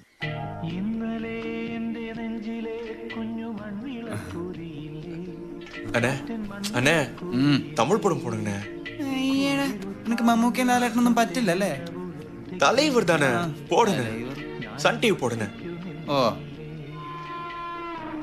ധീരതയ്ക്കുള്ള ഇന്ത്യൻ ആർമിയുടെ ശൗര്യചക്ര പുരസ്കാരത്തിന് തെരഞ്ഞെടുക്കപ്പെട്ടവരിൽ ഒരു മലയാളിയും മുൻ സൈനികനായ ശേഖരൻകുട്ടിയാണ് ശൗര്യചക്ര അവാർഡിനായി അർഹനായ ഏക മലയാളി.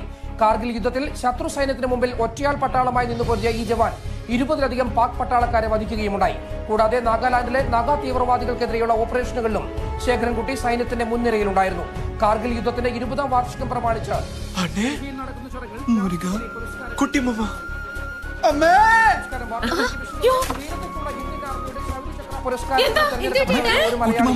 മുൻ സൈനികനായ ശേഖരൻകുട്ടിയാണ് ശൗര്യചക്ര അവാർഡിനായി അർഹനായ ഏക മലയാളി. കാർഗിൽ യുദ്ധത്തിന്റെ 20ാം വാർഷികം പ്രമാണിച്ച് ഡൽഹിയിൽ നടക്കുന്ന ചടങ്ങിൽ രാഷ്ട്രപതി പുരസ്കാരങ്ങൾ വിതരണം ചെയ്യും. അതെ, കുട്ടിമാമ അറിഞ്ഞിട്ടുണ്ടാവില്ല.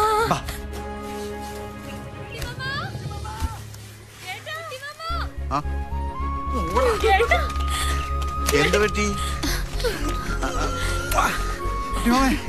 കുട്ടിമാമയ്ക്ക് അവാർഡ്. അവാർഡോ? TV മൊത്തം ന്യൂസ് വന്നോണ്ടിരിക്കാന്നേ. കേട്ടപ്പോ ലോകം മുഴുവൻ ടിവിയിലേട്ടനാ. നമസ്കാരം. പ്രധാന വാർത്തകൾ. ധീരതയ്ക്കുള്ള ഇന്ത്യൻ ആർമിയുടെ ശൗര്യചക്ര അവാർഡിന് തിരഞ്ഞെടുക്കപ്പെട്ടവരിൽ ഒരു മലയാളിയും. ശൗര്യചക്ര പുരസ്കാരത്തിന് അർഹനായ മലയാളി ശേഖരൻകുട്ടി ഗോവിന്ദപുരം സ്വദേശിയാണ്. മോനേടാ, നിന്നെ അന്വേഷിച്ച് ആരോ വന്നിട്ടുണ്ട്.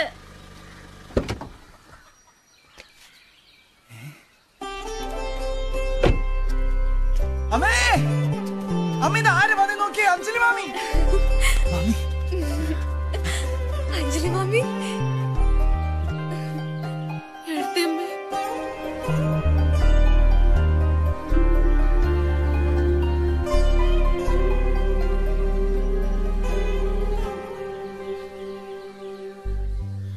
എടുത്തമ്മ ആകെ മാറിപ്പോയി. വയസ്സായില്ലേ?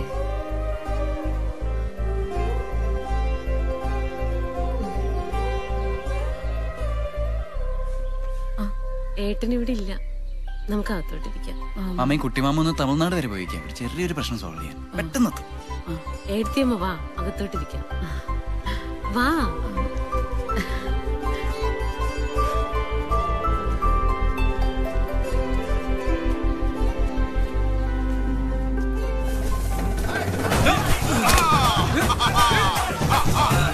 கலந்த முடி முடி முடி முடி சாய் சாய்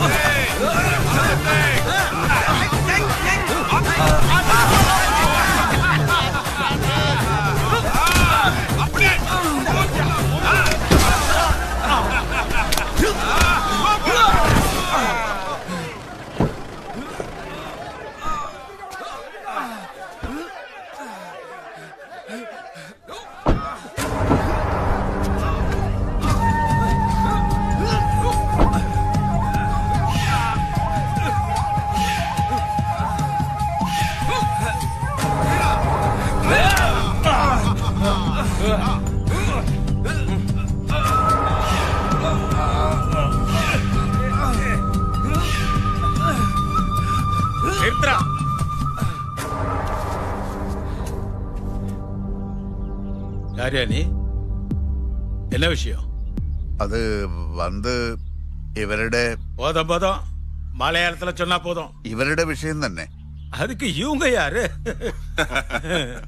ഈ രാജ്യത്തിന് വേണ്ടി ജീവൻ കൊടുത്ത പട്ടാളക്കാരൻ അഴകപ്പന്റെ മക്കളാ. ഇപ്പൊ മനസ്സിലായി കാണുമെന്ന് വിചാരിക്കുന്നു.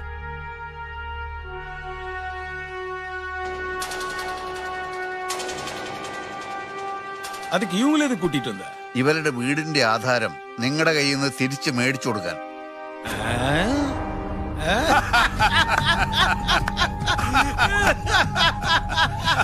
ഇങ്ങനെ ആർത്തും ചിരിക്കാൻ ഞാൻ തമാശ ഒന്നും പറഞ്ഞില്ലല്ലോ.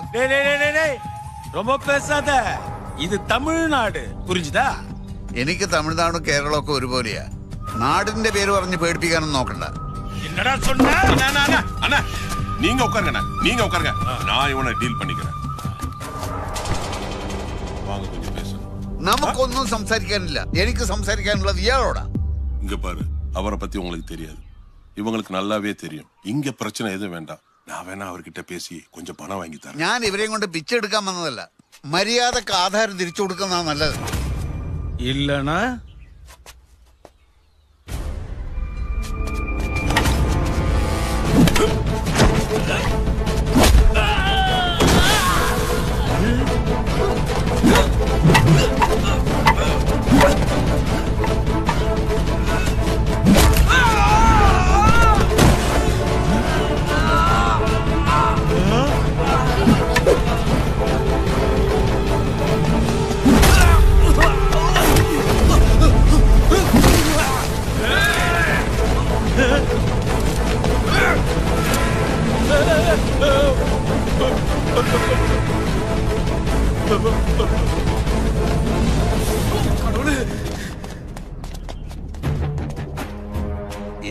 പാകിസ്ഥാൻകാരെ, 4 ചൈനക്കാരെ, 7 ശ്രീലങ്കൻ പുലികളെ, ഒരു ഇന്ത്യക്കാരനെ ഞാനിതുവരെ കൊന്നിട്ടില്ല. അതെന്നെ കൊണ്ട് നീ ചെയ്യിക്കരുത്. மனுஷனுங்கோ கொஞ்சம் இங்க வாங்க. எதுக்கு? வாங்கண்ணா, சொல்றது கொஞ்சம் கேளு. வாங்க வாங்க, கேளு. என்னடா குப்பு, அவன் சாதாரண ஆள் இல்லே. 20 பாகிஸ்தான்காரங்களை சுட்டவன். போன வாரம் பிரசிடண்ட் கையில அவார்டு வாங்கின போர் வீரனவன். நான் டிவியில பாத்திருக்கேன். ஐயோ, அது ஏன்டா முதல்ல சொல்லல? இப்பதான் இவன் யாருன்னு எனக்கு தெரியுது. அவனை எப்படிடா டீல் பண்ண போற? பிரச்சனை பண்ணிக்கிட்டு இருக்காதே, அந்த டாக்குமெண்ட்ஸ் திரும்பி கொடுக்கறதா நல்லது. அது எப்படி கொடுக்க முடியும்? உனக்கு உயிர் முக்கியமா, டாக்குமெண்ட்ஸ் முக்கியமா? உயிர் தான். அப்ப என் டாக்குமெண்ட் 20 பாகிஸ்தான்காரங்களை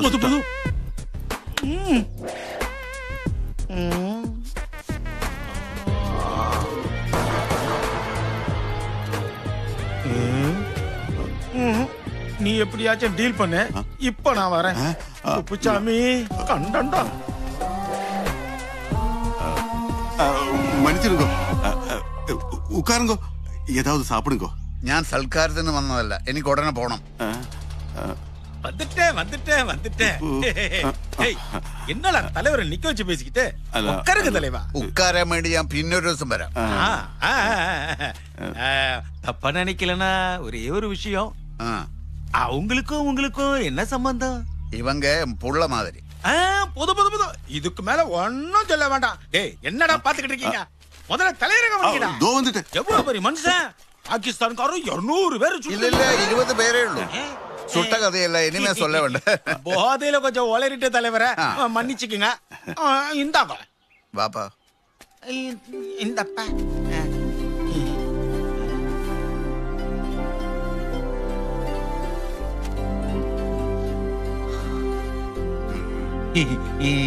ഇനിമേൽ ഇവരെ സങ്കടപ്പെടുത്തരുത്.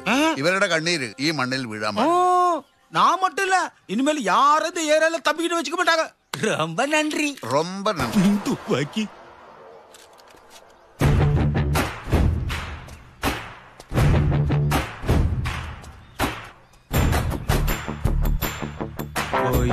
போச்சு. ഇത് കയ്യിൽ വെച്ച വേണ തുപ്പാക്കി. ഇത് പേടിക്കണ്ട, ഒറിജിനൽ അല്ല. ഇവന്മാരെ പോലുള്ള ഡൂക്കിലികളെ വരച്ച വരയിൽ നിർത്താൻ ഇത് തന്നെ ധാരാളാ. അല്ലെങ്കിലും ആയുധത്തെക്കാൾ വലുതാ മനസ്സിന്റെ ബലം. പിടിക്കും. ஆமா இந்த அடிதடி எல்லாம் எப்ப கத்துக்கிட்டீங்க? அது சின்ன வயசுல கத்துக்கிட்டேன். படத்துல நடிக்கிறதுக்காக. படத்துல நடிக்கிறதுக்கா? ஆமா, படத்துல நடிக்கிறதுக்காக.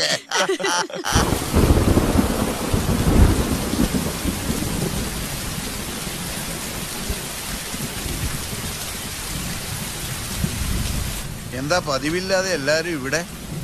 ഏട്ടൻ പോയ കാര്യം എന്തായി? പോയ കാര്യം പ്രശ്നങ്ങളൊന്നും ഇല്ലാതെ നടന്നു. ഏട്ടാ, ഏട്ടനെ കാണാൻ ഒരാള് വന്നിട്ടുണ്ട്. ആര്? ഏടത്തിയമ്മ. ആരുടെ ഏടത്തിയമ്മ? അഞ്ജലി മാമി. എത്ര നേരമായി കാത്തുക്കാൻ തുടങ്ങിയിട്ട് മുകളിലത്തെ റൂമിലുണ്ട്.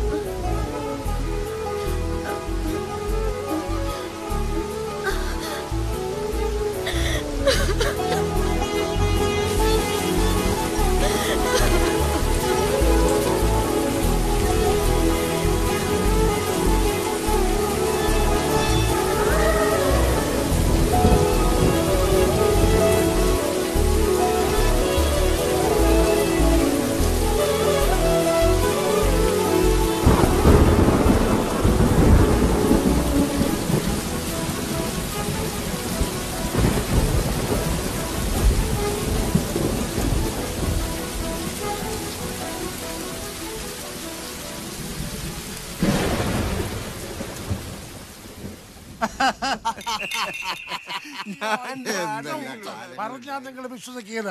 ആ ഊത്തിന്റെ ശക്തിയിൽ സകല ഉണ്ടകളും പുറത്ത്, കുഴൽ ക്ലീൻ. പിന്നെ ഞാൻ വെടിയോട് വെടി. എത്ര കൈനാക്കാരാ തീർന്നു പോയത് എനിക്കൊരു പിടിയില്ല. ഇതൊക്കെ എന്തുണ്ടാ? ഞാൻ 1995 ആസാം റെജിമെന്റിലുള്ളപ്പോൾ എനിക്ക് ഹോം മിനിസ്റ്ററുടെ സെക്യൂരിറ്റി ചാർജ് ആയിരുന്നു. അന്ന് മിനിസ്റ്ററുടെ വീട്ടില് ദസറ ആഘോഷങ്ങൾ നടക്കുക. കണ്ടമാനം VIP കളും ഉണ്ട്.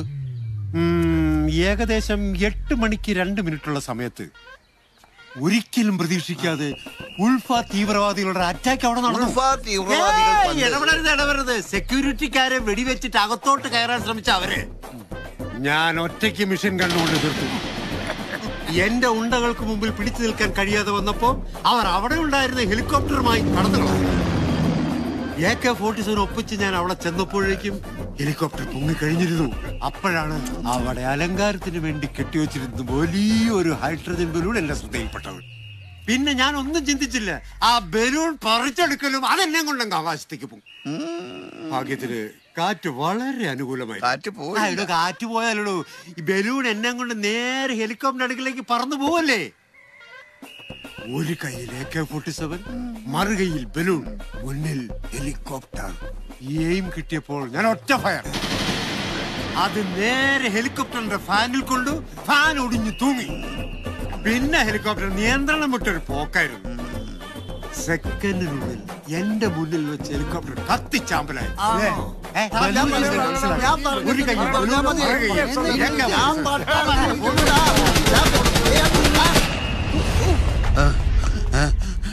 അതെ, ഇങ്ങോട്ട് വാ. അവിടെ ഒരു രക്ഷയില്ല. ഇങ്ങനെയുണ്ട് ഒരു തള്ളു. തള്ളോ? അവർ പറയുന്നത് സത്യമായിക്കോട്ടെ. സത്യമായാലും അസത്യമായാലും ആളുകൾ വെറുപ്പിക്കുന്നതിന് ഒരു പരിധി ഉണ്ടെന്ന് ഇന്ന് എനിക്ക് മനസ്സിലായി. വാ, നമുക്ക് തൽക്കാലം എവിടെയെങ്കിലും പോയി രക്ഷപ്പെടാം. പാടേ തള്ളണ്ട ചൊല്ലുന്ന കാര്യം എല്ലാം ഒന്നും തള്ളല്ല, എല്ലാം ഒന്നും തള്ളല്ല. നാടെന്നും കേൾക്കുന്ന പോരാട്ട വീര്യം എല്ലാം ഒന്നും തള്ളല്ല, എല്ലാം ഒന്നും തള്ളല്ല. സമ്മതി കിട്ടി സംഗതി കത്തി, എല്ലാവർക്കും സംഗതി കത്തി. ധീരൻകുട്ടി മാമാളും കൂടി ആരവമായി എമ്പാടും കേൾക്കുന്നു അനുമോദനം. നിറച്ച അഭിവാദനം, കടുത്ത അഭിമാനവും നാടാകെ വാഴ്ത്തുന്ന പോരാട്ട വീര്യം. തള്ളല്ല തള്ളല്ല തള്ളല്ല നേര്, തള്ളല്ല തള്ളല്ല തള്ളല്ല മോനെ, തള്ളല്ല തള്ളല്ല തള്ളല്ല നേര്, തള്ളല്ല തള്ളല്ല തള്ളല്ല.